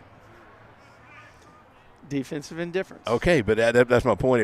It couldn't be anything else. It can't be a stolen base when there wasn't a pitch thrown. No, actually, I would be interested in the chat to hear what people have to say on how to score that, because if the game had been a 1-run game, you really, I guess you could still give defensive indifference on that walk, and he wheels him, because that's not the same as first and third and a pitch is thrown. Yeah. So that was a 3-0 pitch right there that Luke obviously wasn't swinging. Of course, you don't have to get a stolen base for a pitch to be thrown. Oh, good cut. Fouls it back. I think it could be a stolen base. I really do.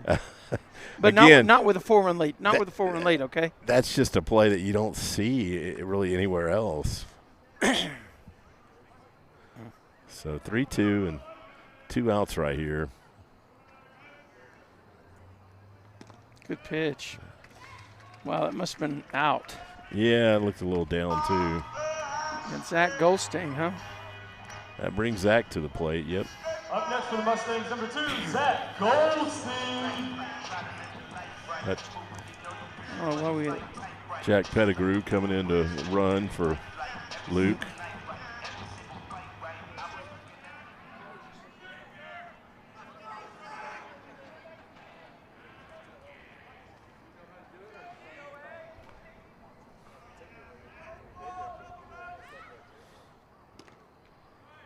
That's a strike right there. Zach had a fielder's choice ground ball for an RBI in his first at bat.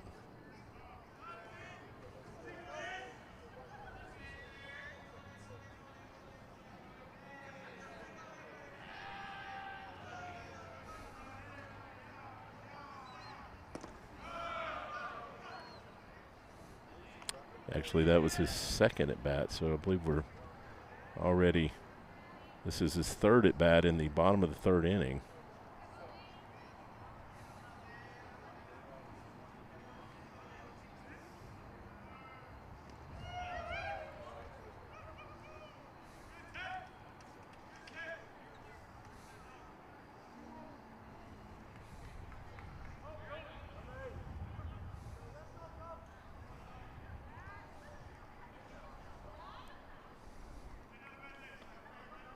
So again, bases loaded, nowhere to put him, and 2-1 count right here.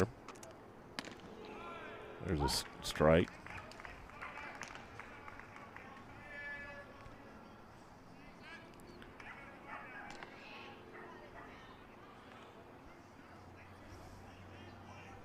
Like they're playing Zach to pull the ball. Got him swinging, but well, the Mustangs actually stranded a couple runners. I thought we'd maybe push something across, but we didn't. Still a 4-0 ball game. This is Mustang Baseball Live on Tradio. We'll be right back.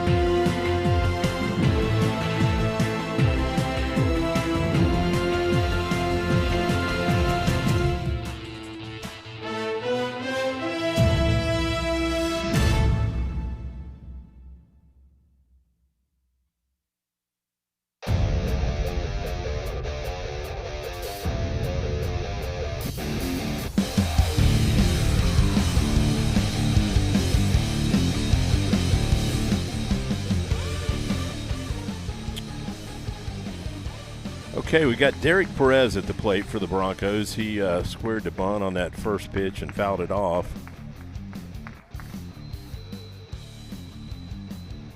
That brings Lolly in on the grass a few steps. And the Broncos probably are going to try whatever they can to get on base because they haven't had much luck so far with Luke. They only have one hit through 3 innings, and Luke also has 6 strikeouts in those 3 innings.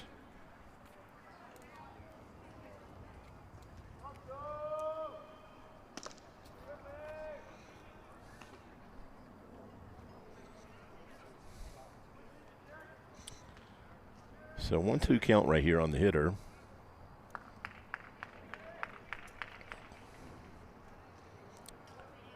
Like a breaking pitch that missed down and away right there to even the count at 2-2.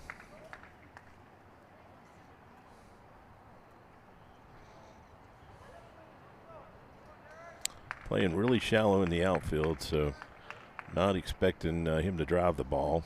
That's on the ground. Right at Connor, comes up with it clean and threw a one-hopper over to Jarrett and couldn't come up with it, and it was going to be a close play either way.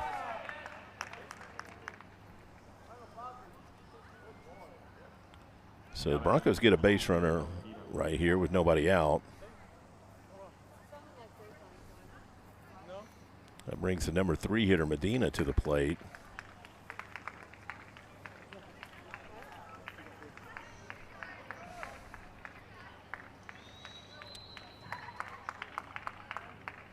Base runner's got a pretty good lead right here. They haven't tried to steal a base yet.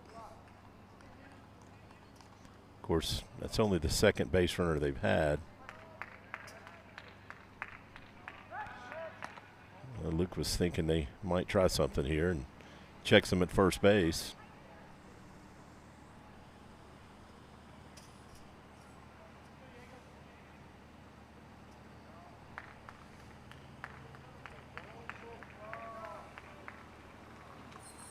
Oh, good pitch right there.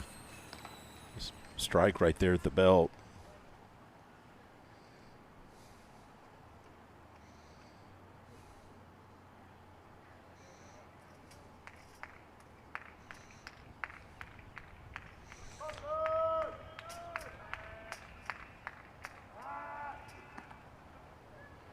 Mustang outfielders did take a step or 2 back, but still not playing that deep for a number 3 hitter.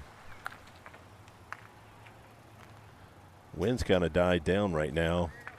Had a pretty good wind earlier, but close play right there at first. Should have had a really good view of that from what I can see on the monitor.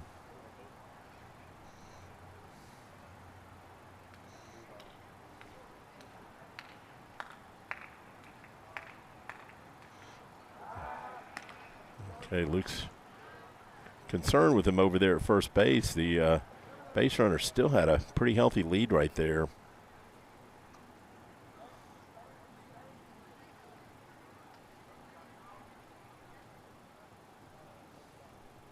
He's going. Got him.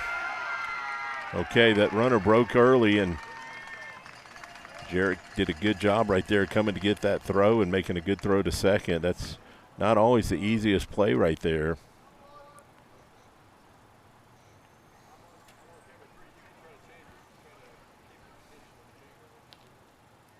I think the coach might be questioning a balk, but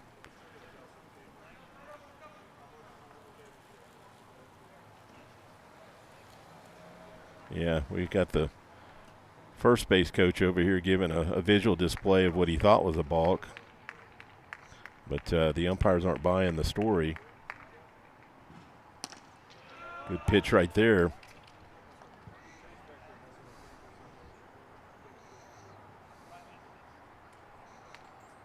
First base coach for the Broncos still talking to a first base umpire.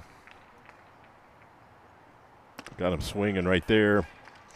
So that's 7 strikeouts now for Luke here through 3 2/3 innings.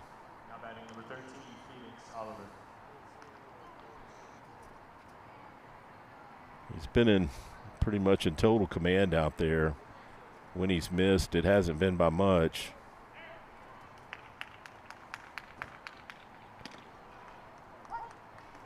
Comes at him right there with an off-speed pitch and gets a looking strike.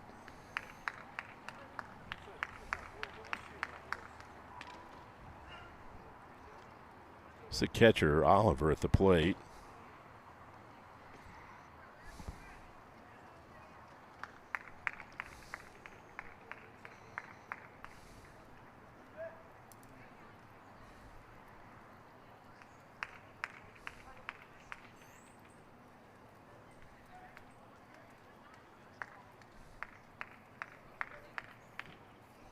Oh, got him swinging. So that's strikeout number 8 through 4 innings. Luke's on a good pace right here. Pitch count and strikeouts.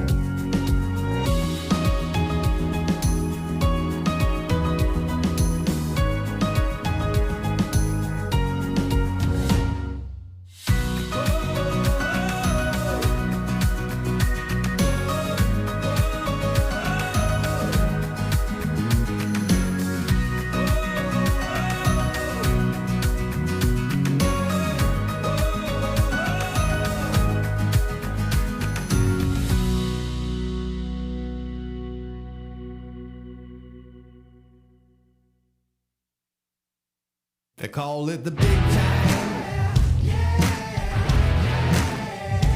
got your name in lights. Now you're gonna shine. Got 'em in your sights. Yeah. Leading off here, Mustang number 12, Jared Boswell. All right. Here comes Boswell, number 12.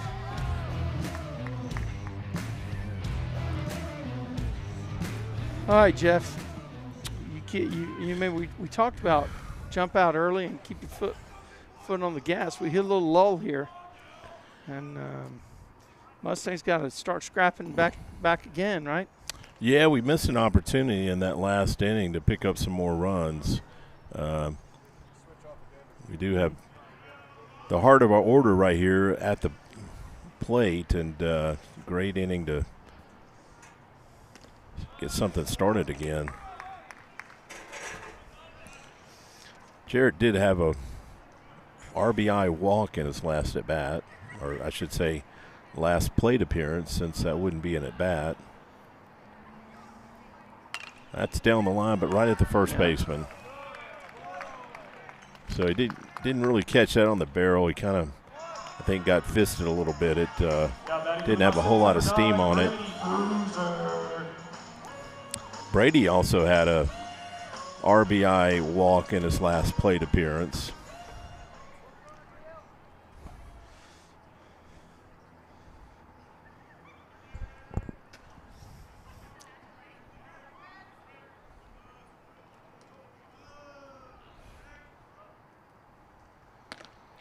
Takes out for a strike right there.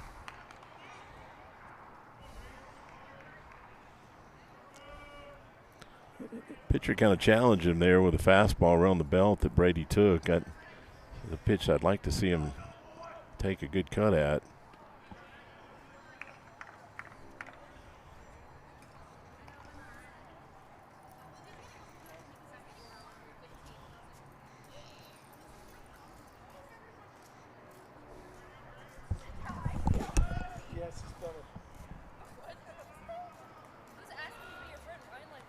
Oh, he swung at that one, swung through it. That one was a little bit higher than that first strike.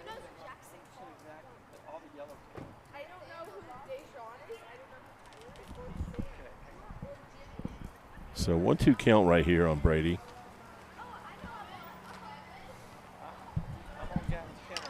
That may fall. Yeah, that's going to fall. He just kind of reached out for that one, and they were playing him deep. A lot of room out there for that ball to fall, and Brady picks up a hit. Up next for the Mustangs, number 11, Lolly Esquivel. No, that's too yellow. The other one is better. So Lolly hit a rocket right at the third baseman in his last at bat.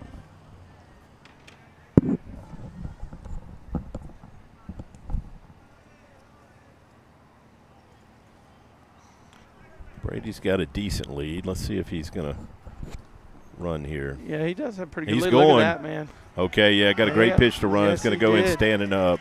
Yes, he did. You remember, hey, what we talked about at the top of the game, get more aggressive on the bases. Looks like the Mustangs have that in their recipe. Were you in the Recipe coaches' for- meeting or what, Trey? No, That kind of surprised me because I, like I said, I didn't feel like we've been trying to steal that many bases, but I like that. They probably are going to throw more breaking pitches to Lolly if he stays hot, especially.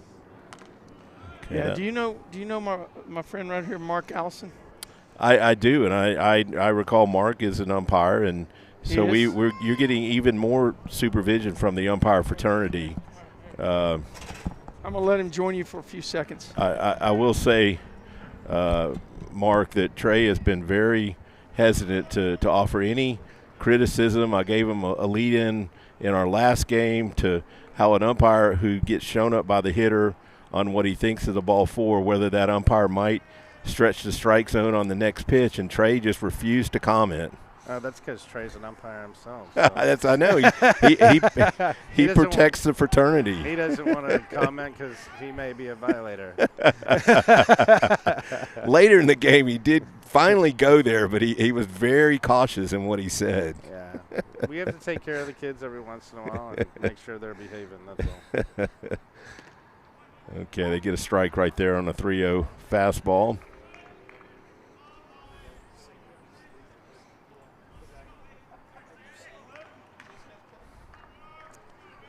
I just know Denton from their opponents, and so essentially they're a scrappy bunch, you know. They may not be at the top of the standings, but they're always going to be pretty scrappy. I think they have 1 or 2 wins in district, so not too bad. Yeah, they were 1-3 on the graphic Trey put up earlier, and I know from the past couple of seasons they have picked up a win or 2 against the Mustangs. Not so much in the last couple years, but back in the 21-22 days. I believe they beat Argyle last year in district. Well, he had a good cut, but just got under it. The left fielder goes back and looks like he's going to make the play. Lolly just missed that one. He had a big cut at it and just caught the bottom half. Up next for the Mustangs, number 24, Gianni Yeah, Corral. Trey and I know a lot of these boys from seeing them grow up through the Colleyville Baseball Association and all that. These kids are getting pretty big. Well, especially I Lolly. recognize him. Lolly's a big boy.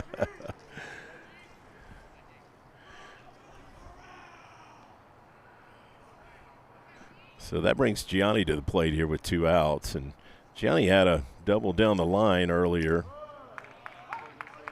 Seems like his power's coming along finally. Like he was more of a singles hitter early in his career, and now I saw the home run last week against Argyle. Really, his power's coming along. I didn't make that, but Trey's told me about it. Said it was quite a shot.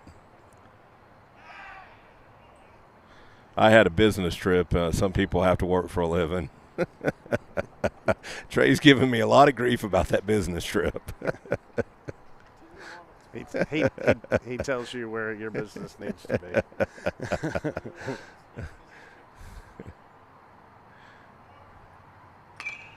I got a foul ball. It's going to threaten us, but fall short.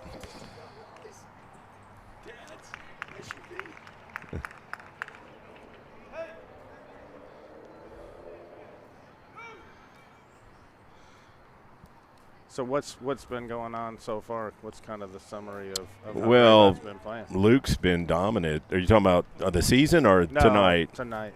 Well, tonight Luke's been dominant on the mound. He's held them to 1 hit through 4 innings, has 8 strikeouts. And we've had that one big inning where we pushed 4 across in the second. We have left some runners stranded, and hopefully we don't do the same thing right here. The rotation seemed to be coming along. This is Luke settled in as the Tuesday pitcher. Luke's been very impressive. He's this is his 3rd district start. He hasn't given up over 2 earned runs in either one. And we're going to move to third on probably a wild pitch right there. And then, the second starter in the district, Ben Chen. Ben's also pitched well. We have that one loss against Argyle, and that was a 9-inning game where actually Lolly came in relief, but pitched well. Wes Cunningham's pitched well. Again, Trey's giving me grief about a memory lapse in an interview I had recently. Wes Cunningham is no longer on the roster. Wasn't on the roster last year, but I slipped up in an interview with Coach Webster and had a little trouble remembering a number 2nd round draft pick, Dason Hill.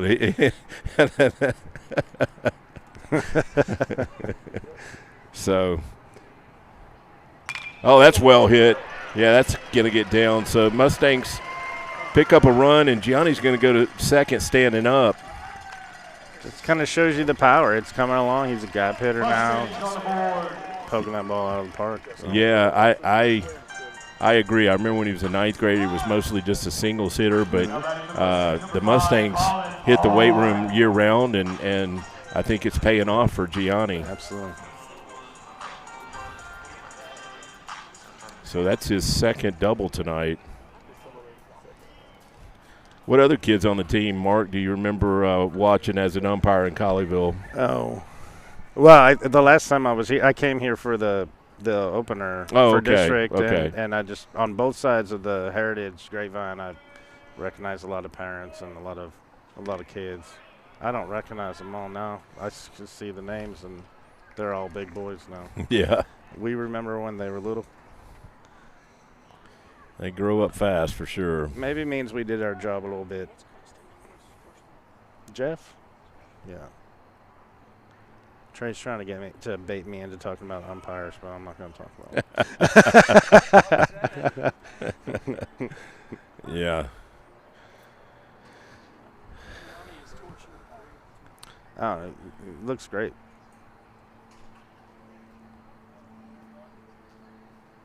And that's lethal when your catcher's providing offense too. So, I mean, he already is lights out behind the plate. I mean, he's probably one of the best receivers of the ball that I've seen as an umpire. And then Oh, okay.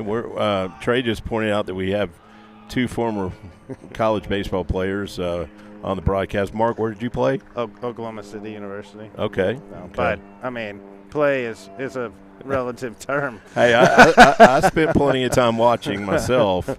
Well, we're going to try. Let's see. Yeah, we're going to get to third right there on another wild pitch. It's it's an NAIA school, Oklahoma City. And, Okay.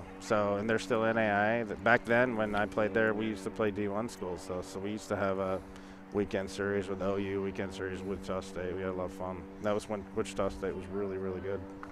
What years would that have been? 91 to 95. Okay. Well, you're a little bit younger than me, but we played a regional at Wichita State my junior year, which would have been 1990, and that was back when, they were one of the elite teams. They hosted that regional, so they had to be one of the top 8 seeds in the tournament just to host a regional. Right. Beautiful stadium. Yeah, it was all turf, which was at that time not the norm. Nowadays, everybody has turf, but that was one of the few games we played on turf when I was at South Alabama.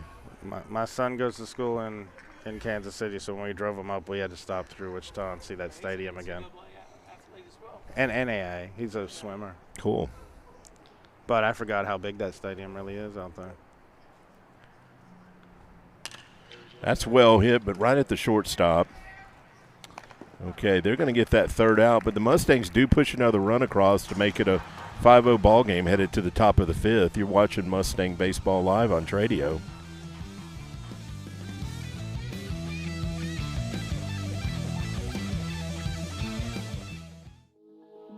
The CJ Knipper Memorial Golf Tournament will be held this year on Friday, October 10th at Fossil Creek Golf Club. The tournament is dedicated to honoring the memory of CJ, who was a GHS student actively involved in DECA and golf. 100% of the proceeds from the tournament create scholarships for deserving DECA seniors at Grapevine High School. Since 2020, $45,000 in scholarships have been awarded. To find out more, including how to donate or be part of the tournament, please go to www.cjmemorialgolftournament.com.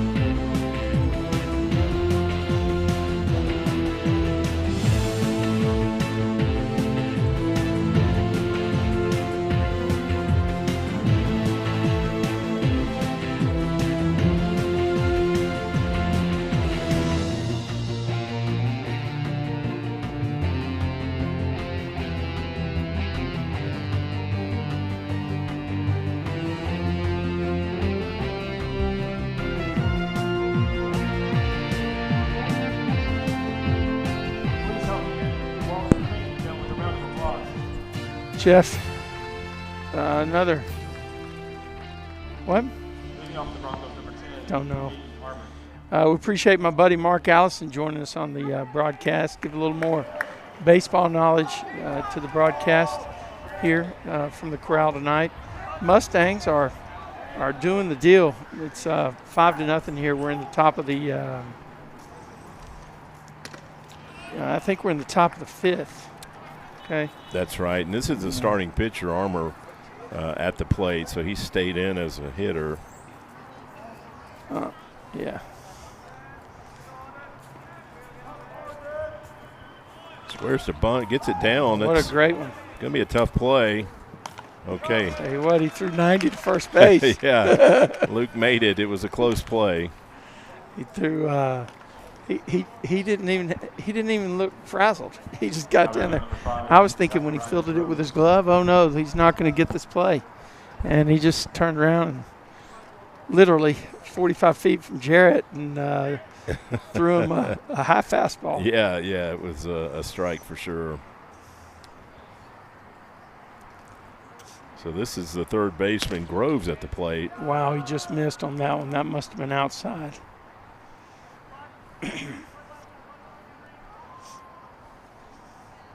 Be curious to know what Luke is hitting on that radar gun, because he's got good velocity tonight. Maybe if Lolly Esquivel Sr. is over there, if he can take a picture of that radar gun, we'll pop it up on the broadcast. I thought that would be cool to do. Yeah, that would be. I mean, if well, he could send me a picture of it right now to my phone, and I can drop it. I can get it over here. I don't know if he's listening to the broadcast. He may not be. Oh wow! Great I'm pitch, telling you, that might have been the hardest pitch he's thrown yet. Yeah, I mean, just when you come to Grapevine, for the last 3 years, you're going to get a left-hander that can throw BBs. Unbelievable. Yeah, you told me about that Dason kid. Yeah. You remember that kid? Vaguely. Yeah. Wow, got the call. I wasn't sure it was that kid was pretty good. So put another strikeout right there, and if we had the K meter, he'd be close to double digits. Yeah, it's okay. I'll take the heat. But can you at least confirm to the audience out there that I'm trying to get it designed? It looks like a work in progress. If you click on it, this is what happens. See it, Jeff? See it on the screen? He's got 9, but I think that's your count was a little bit off. And all of them were looking, apparently. They were all backwards. Yeah, so I got to tell you, there's a few things you got to work out. It's got to be tweaked. Let me see. Let me see if I can get it right just for at least one. How many does he have? He's got 9. Okay. Oh, good pitch. Got him looking at an off-speed pitch. Yeah, I can't solve it right now. Let's just throw it back up there and let everybody see that, yes, the K-meter is under repair and getting ported over to this platform. Well, if they leave him in, at one point that number could be correct, okay? I think I put 12, 13 on there. It's like a clock that stops. It's yeah, right once. That's right. Actually right twice a day. Another pitch. K right there. So another 10 Ks through 5 innings. Well, let me try this. Well, I'll wait. Listen, in between innings, we'll see if we can't figure out how to get the K meter to show 10. This is Mustang Baseball Live on Tradio.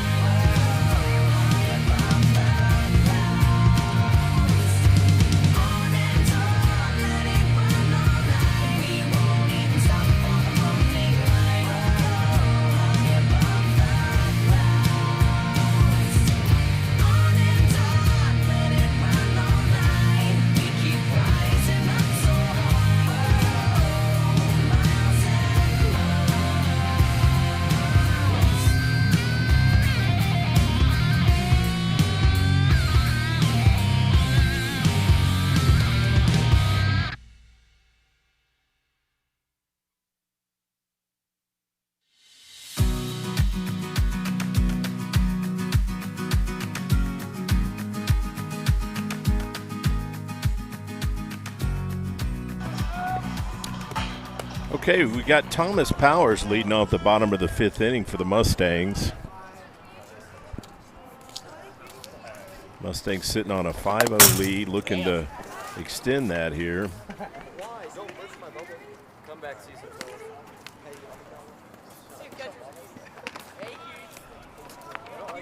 Just noticed the starting pitcher for the Broncos, Armour, is now playing center field, and that may be the starting center fielder on the mound. Or no, actually, I think he moved over to left.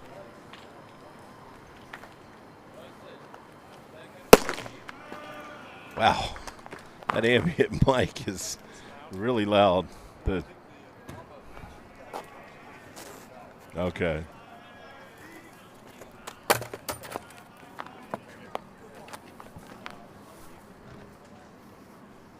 Yeah, the guy over there, that's a great pitch.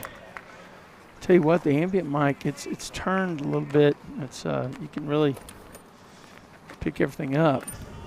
Yeah, we're getting a lot of feedback from the bullpen. I can go down there and adjust that. It's fine. That's well hit. Yeah, that's a base hit. So Thomas Power leads off the 5th inning here with a single. Where'd he hit it? through that shortstop hole. It was a nice, nice third base and shortstop. Yeah.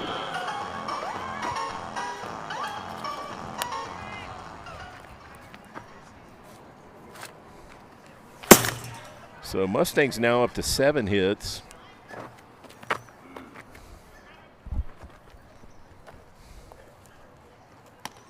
Not much of a lead over there for Thomas.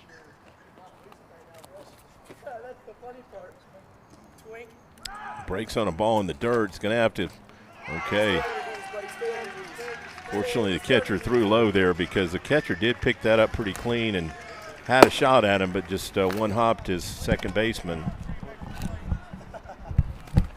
Stay on your knees, man. Stay on them. Stay on your knees, little boy.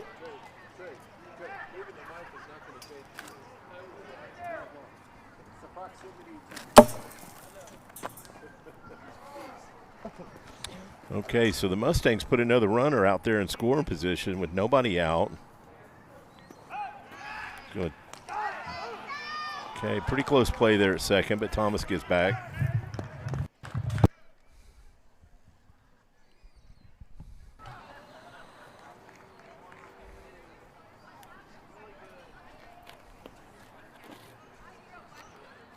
Looks like the Broncos are expecting a bunt. They're in on the corners, and this is a spot where you want to move that runner to third base at least. Not bunting. What's up? What do you get? What do you get?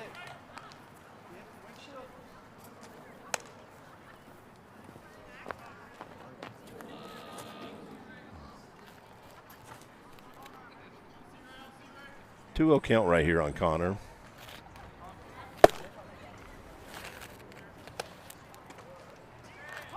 Okay, they get a high strike call right there.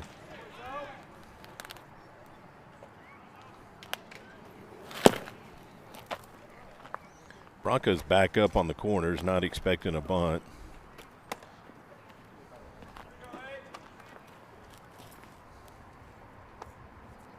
Oh, good swing, but fouled it back.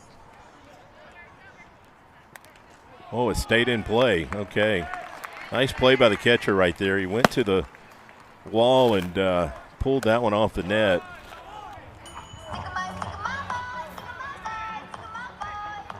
Now batting for the Mustangs, number 1, Luke Escobar. Well, folks, if you want a little bit of updates on some scores from around the North Texas area, Timber Creek upset Southlake tonight. Southlake Carroll. Wow. 8-3. Carroll was on that list you were talking to me about before the game, top 50 teams. Not just on the list, they were number 2, yeah. According to THSBA, I believe. Yeah, Texas High School they had the top Association. 50, and Grapevine came in at 13, I believe, on that list. 11? 11, okay. Yeah, you told me 11 before the. Yeah. What else you got, Mark? Bell over Eaton, 4-3. LD Bell. That was. Oh, that's well hit. Wow. Left fielder's going to make the play, it looks like. Yeah. And then Denton Geyer over Hebron, 8-2. Got any? How about Birdville? Up What's next the for score the Mustangs, number out 2, there? Zach Goldstein. So that brings Zach to the plate with 2 outs. You can hear we got somebody warming up down there in the pen for the Broncos.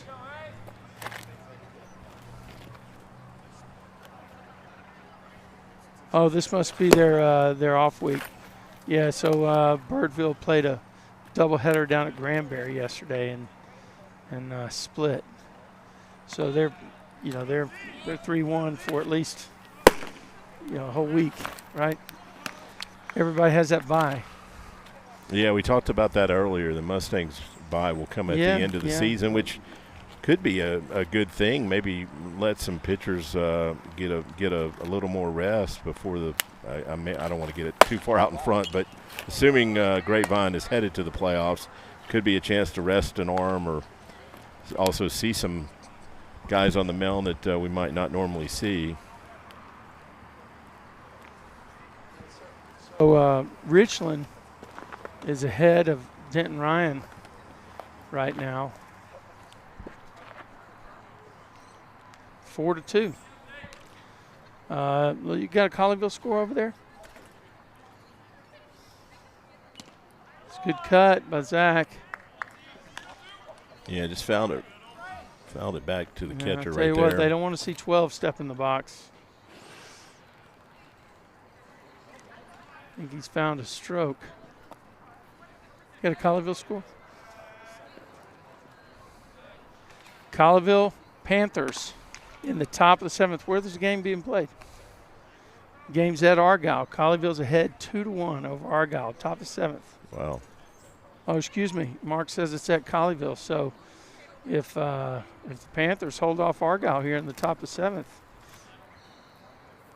Argyle will drop to 2-3 in the district. And Colleyville will move up. Oh, missed it. Okay, the Mustangs strand a runner, but still sit on that 5-0 lead headed to the top of the 6th. This is Mustang Baseball Live on Tradio.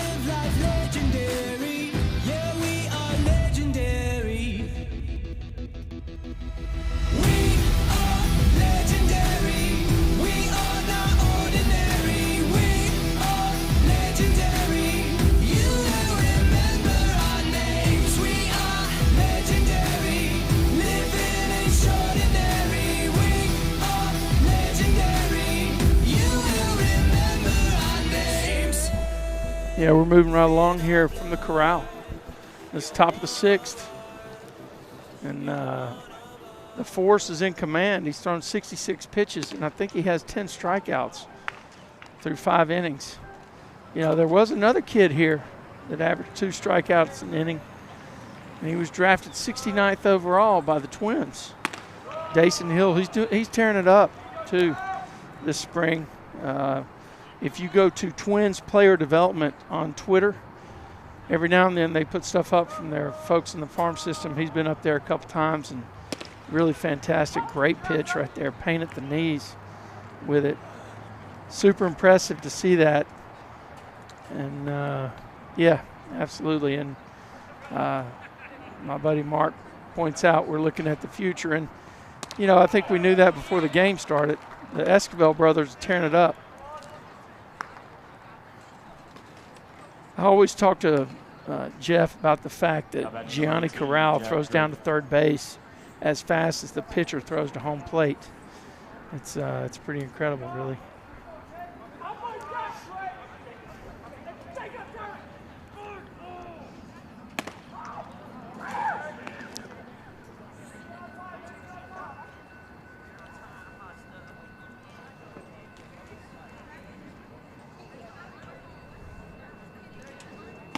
Come here.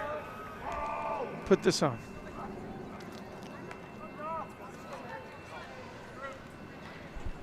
All right, we got one of the Mustang players that underclassmen on one of the teams, and he's in the Hack Shack tonight. What's your name?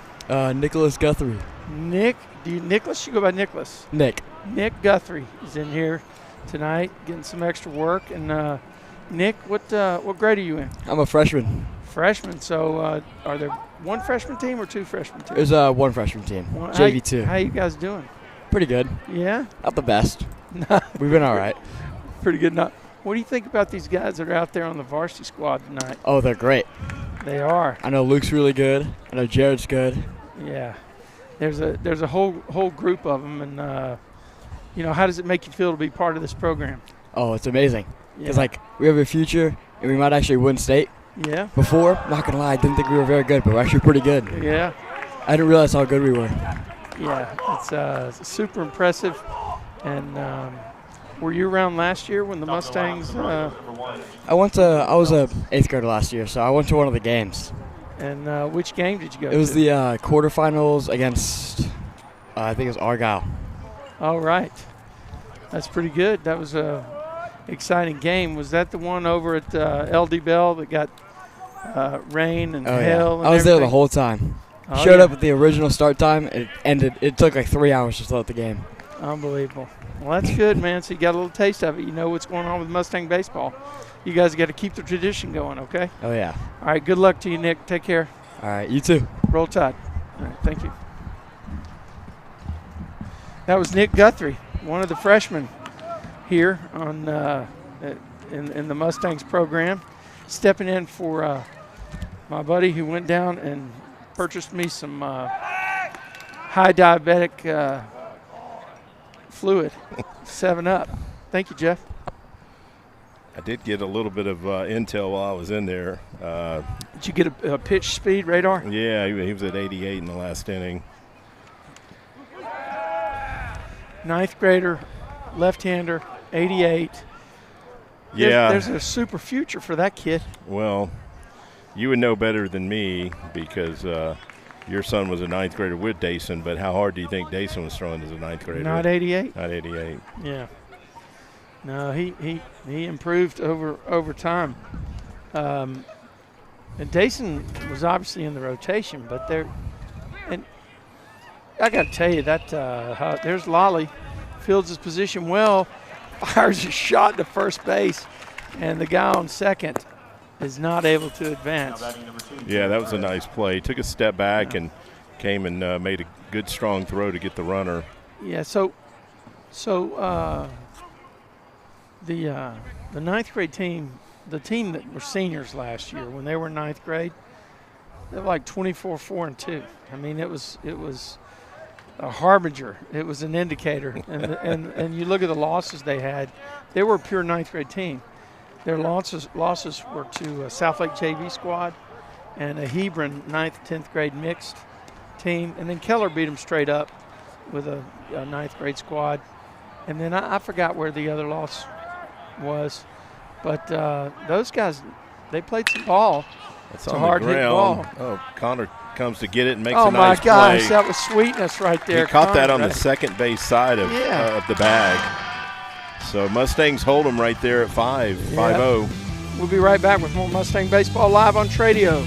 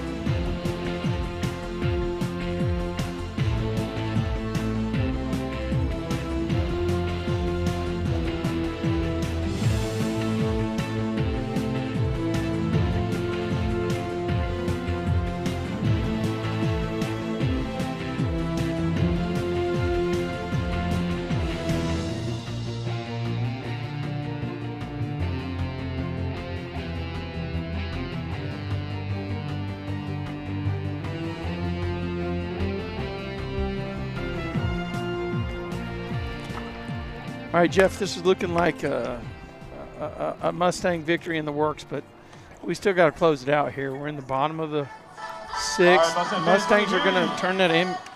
Leading off the Mustangs, number 12, Jarrett Boswell. Oh, that's his walk-up music. That's his walk-up music. Okay, yeah, I'm having a heart attack. as long as it doesn't play for longer than 30 seconds, I think we're okay. But they've been doing it for all the walk-up stuff. Yeah, usually those walk-up clips are 15 seconds or so. Yeah, exactly. Now, you handled that one time, didn't you? That's the only reason I know that. Yeah. Now, the Booster Club has a computer, and you have to key that stuff in or something?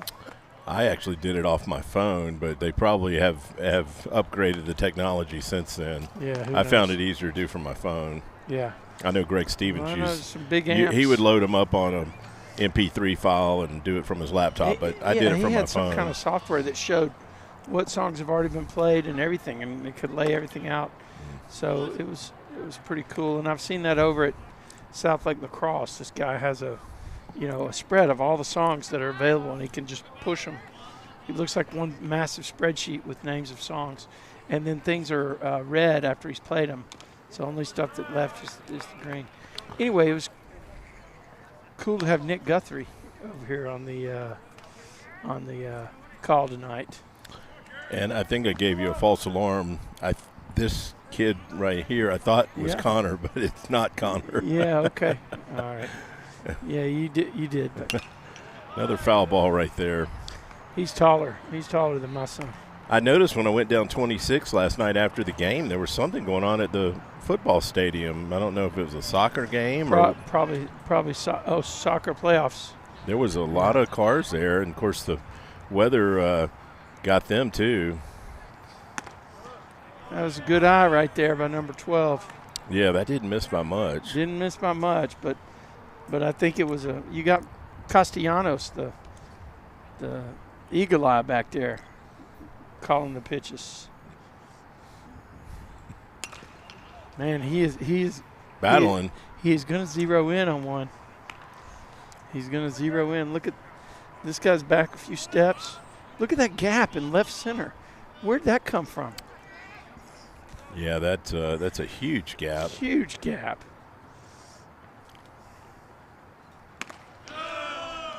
So, yeah, good at bat right here by Jared. I really like his approach with 2 strikes. He's not trying to do too much. And yeah, that's a great camera shot there of the gap in left center that they have with Jarrett in the box. If he gets a high outside pitch, he's going to be able to do some damage. Yeah, if he hits one to that 350 sign, that's a triple. But instead, he's walking to first with a free pass, Jeff. Yeah, that's his second walk of the night. Up next for the Mustangs, number 9, Brady Boozer. So Brady had a hit in his last at bat. Wow, they're hammering down there in the bullpen. Somebody's throwing some heat. Hopefully they can keep it inside the fence. We're going to have to. Did you check the damage earlier from when the Tradio truck took a shot? He told me it hit the cover, but you and I both know it's only a moment.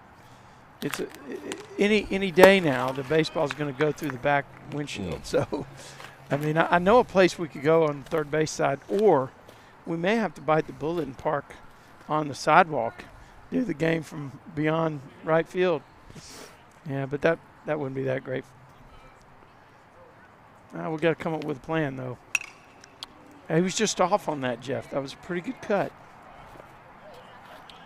I guess you could back the truck up over here, right? And, I mean, it would really get it out of the line of fire. You could. Theoretically, I could. Actually, that's not a bad idea. It's just that the bed of the truck would be on an angle. Yeah. You know. And now, we just have a runner on first. Yeah, runner on first, nobody out. Jarrett was the leadoff hitter. Stole second earlier, or he took off and they didn't have a chance to throw him out. He has a moderate lead.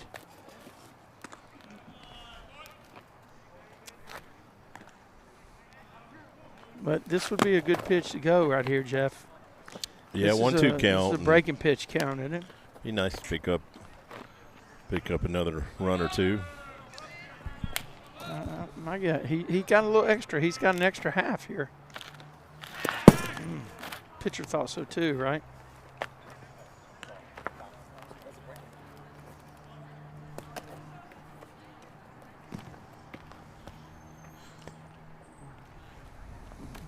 Okay, so he has the same lead as before. There he goes on the ball in the dirt. Oh, just went final over in Colleyville. Colleyville 2, Argyle 1. Wow. So it's well done by the Colleyville Panthers. Like Coach talked about, the chess pieces are moving, right? That was a great commentary. It was a really good job, actually. And Coach agreed to do it every Friday if you show up at the same time in the timeline. I was thinking it'd be nice to do, maybe even if we just do it by voice memo, that's in the air. Wow, that's got some carry, though. No, right fielder's tag got up. it. He's going to make him throw him out.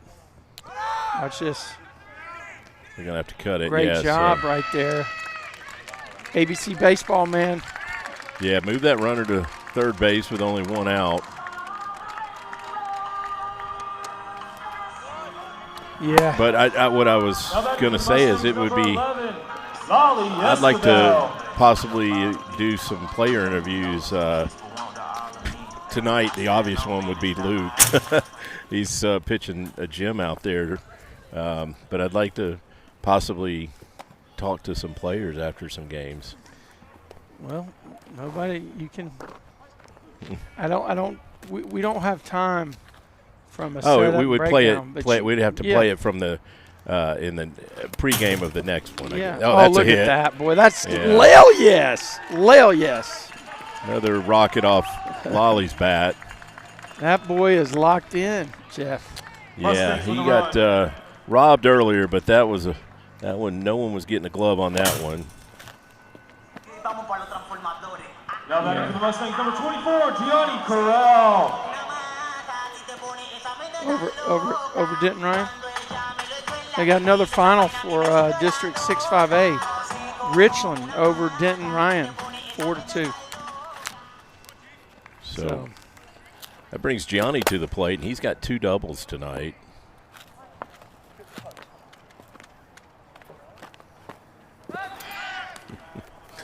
Lolly's deacon like he might be moving. Yeah. We got to draw the line somewhere. Didn't we say something about Mustangs being aggressive on the base path? Apparently they watched the pregame show too, Trey. I know Coach Washburn. He watches them. Oh, we got to say happy birthday, Coach Washburn. All you folks out there, make sure you send him a text. Make sure you give him some love. All right, way to rip it. Well, that was hit hard, but third baseman comes up with it. Yep. Safe. Makes a low throw to second base. Could be a fielder's choice with an error, but Johnny did hit another ball hard right there. Somebody's coming in to run for game changer. It's number 22. Yeah, that's Connor McDermott. Double deuce. Wow, that ball Lale hit was amazing. Yeah, he's been really hitting That's some what I rockets. Said. Lale, yes. Yeah. He's locked in.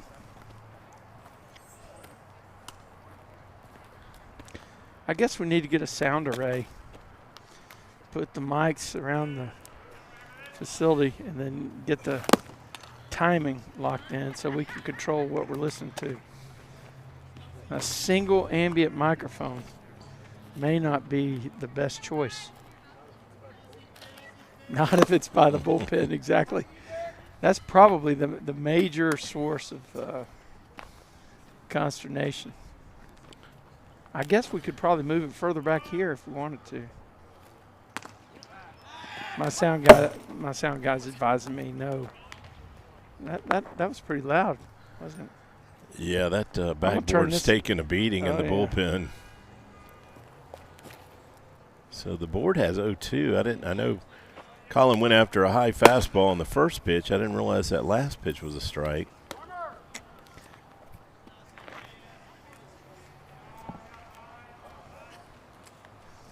Two guys on, one out. Good eye right there. Who is this hitting? You said Colin Park? Colin Park. Boy, he put a charge in one last time up, didn't he? He did. Wasn't that when he hit that one to left field? That's right. He had that double to left center. Deep.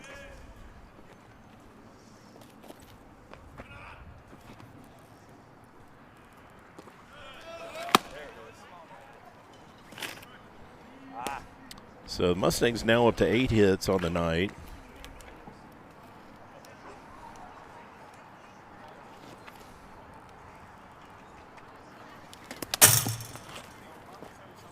Where did that hit? Sound like it hit the microphone. Fence. Sound like it hit the microphone.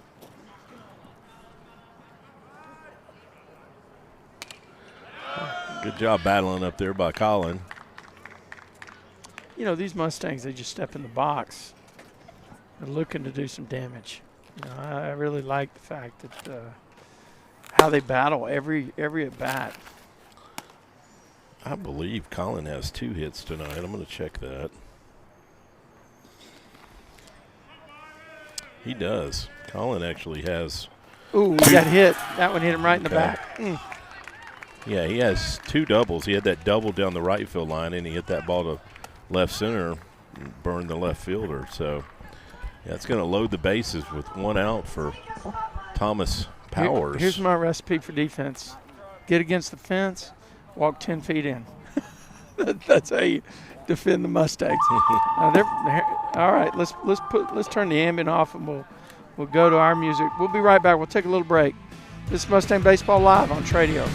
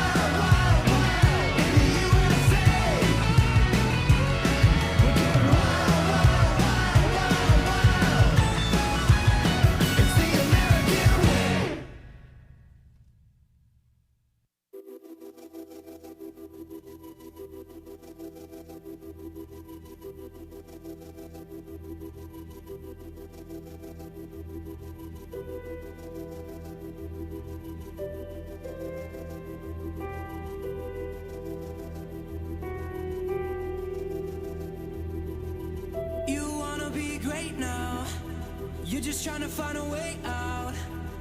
I don't want to tell you how to live, but I just don't want you to miss. And I don't mean to scare you. I want you to live, and I dare you to give this life all you have. Yeah, all you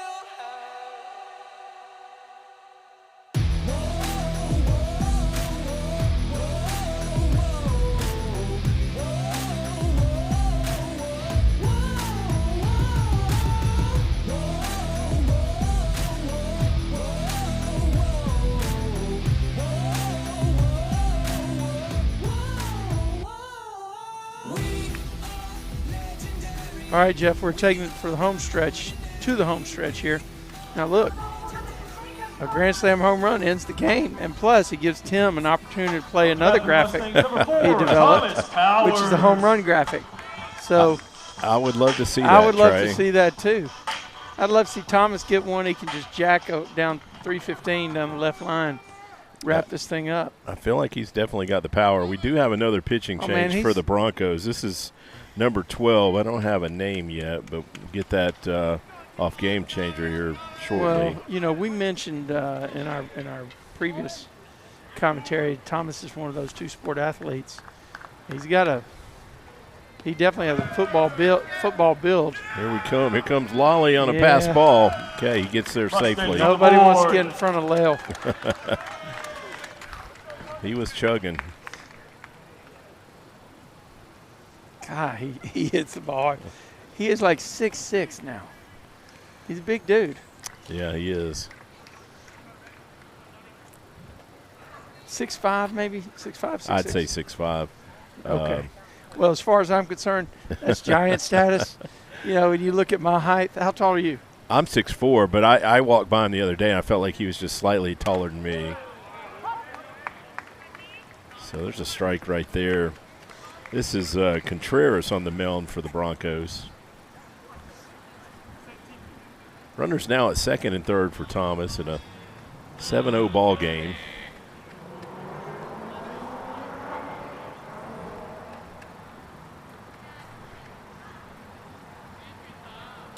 Oh, wow. Wow. I was look good from here. Looking at that on the monitor. Trey, I don't want to get greedy, but if the Mustangs can put up 3, that's going to be 4 straight double-digit offensive outputs. Wow. Oh, yeah. Yeah, they put up going back to 10, Tuesday against Argyle. 10 on Tuesday night, 12 on Friday, and, of course. Oh, there's a rip. Is that going to get through there? Nope. Shortstop. Nope, that'll be an RBI. See that guy grounded out? Well, he hustled down the line.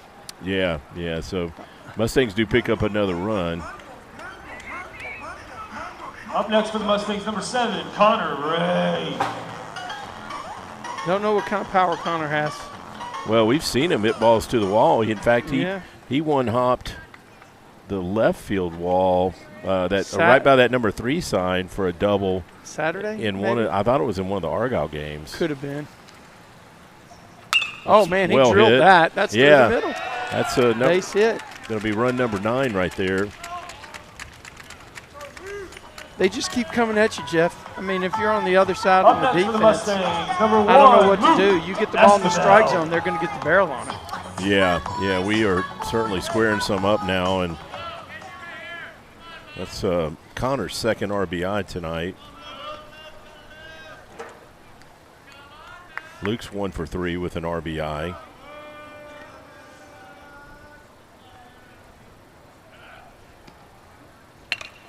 Way out in front of that one.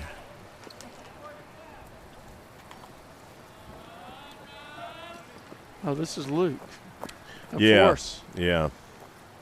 Be one with the force. Come on now. At least I understand that reference. That's so. There's a generation gap, exactly. But I mean, that Star Wars made a little resurgence, didn't they? With a few years ago. How many movies have they made? Guess several years ago. 9 maybe, but then also a bunch of spin-offs. Been a very successful franchise. I think George Lucas sold it. That's going to be a tough play. Left fielder's going to. No man's land. Actually, wow, the shortstop went a long ways to go back and get that. But the Mustangs pick up another 4 runs, sit on a 9-0 lead, headed to the top of the 7th. So my guess is we're going to see Luke Esquivel, see if he does the job here in the 7th, the complete game. This is Mustang Baseball Live on Tradio.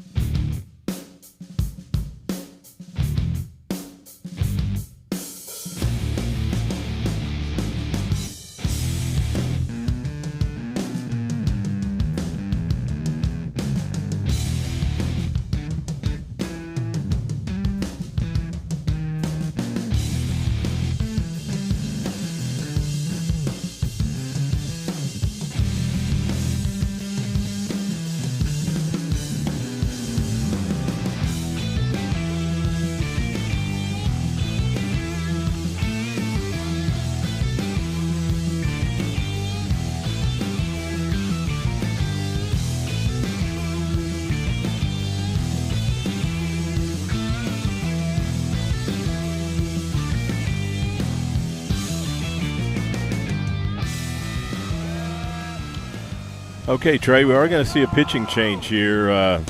Sam Gerard's going to come in to finish this one, but just real quick, Luke had a heck of an outing tonight. 6 innings, only allowed 1 hit, had 11 strikeouts, and of course, held them scoreless. And he contributed some offense to go with it, didn't he? He did. He had a hit and an RBI. And we saw Sam pitch a couple innings on Saturday. He did well. He was really effective his first 2 innings, came out and struggled in the third. But when he's throwing strikes, he's going to be tough because he's got a really good fastball. There it is right there. Just threw it by him. So. Yep. Maybe we can see a shot of Sam again. He is he did a good job on Saturday. Number 13, Phoenix. And I'm glad he's out there getting some innings in. Yeah. They're gonna need another couple pitchers. Yeah, for those that didn't see him pitch Saturday, he was really dominant in those first 2 innings, and then just had some control issues in the third. But you know, he's got a really good fastball, and I feel like if he's throwing strikes, he's going to be as tough as any of our pitchers.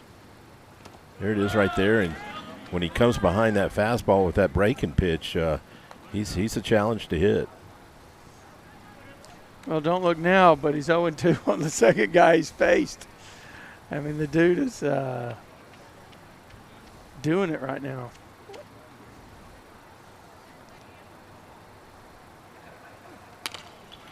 Yeah, just challenged him right there. And they're coming out of this exactly the way the Mustangs did last year. Just pitching and defense is over the top good, and then hitting is good enough in some games and a lot better than good enough in others.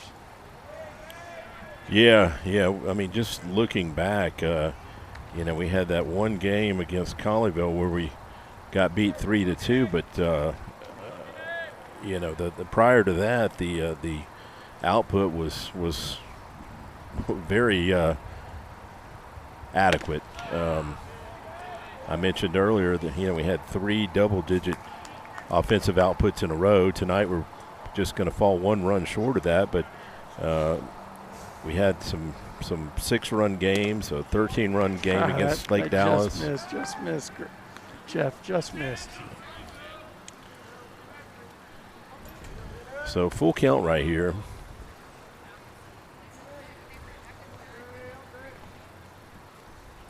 Oh, he got him. Wow. So put another K on the non-existent K meter. No, come on. Hey, look. It's just a little broken right now. That's it. That's the right numbers. That's 13 total. Is it 13? 11 of those are for Luke, and I don't know if the gaps count as a strikeout or not. Let's see if I can get something on here, man. Come on. Okay. Let's see if I can get some other. Well, he's just rearing back and throwing, and I like that, especially on a 9-run lead. Just challenge them. How many have I got? Is that enough? Okay. 3, 6. There's 13 total. I only think I put 12 together. Okay. Yeah, we know Dason challenged the K meter capabilities. Yeah, I don't think my backwards and forwards Ks are right, but this is the 2025 rendition of the K meter. It's not finished, but we are going to have backwards and forward Ks. So you're telling me by the playoffs we'll be in business? Yeah. Well. Oh, wow. Trey, Sam's throwing some really good pitches. That 0-2 pitch was a really sharp breaking pitch. I'd like to see a change up away here. I think that would be I think you just help the hitter out if you throw a change up. Do you? Okay. I think. That's what the dugout thought, too. Was the guy behind him? Did he swing even? Well, you know, Sam picked up a victory in that tournament down in El Paso last year, too, on the varsity. Okay, I'm going to put him on base. So I had a hard time deciding on the. Now batting number 5. Hang on. Groves. It's right here. On the. You want to get that off?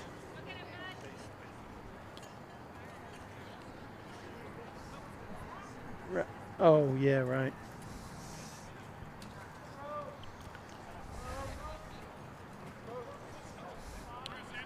This is Groves at the plate. He has their only hit on the night.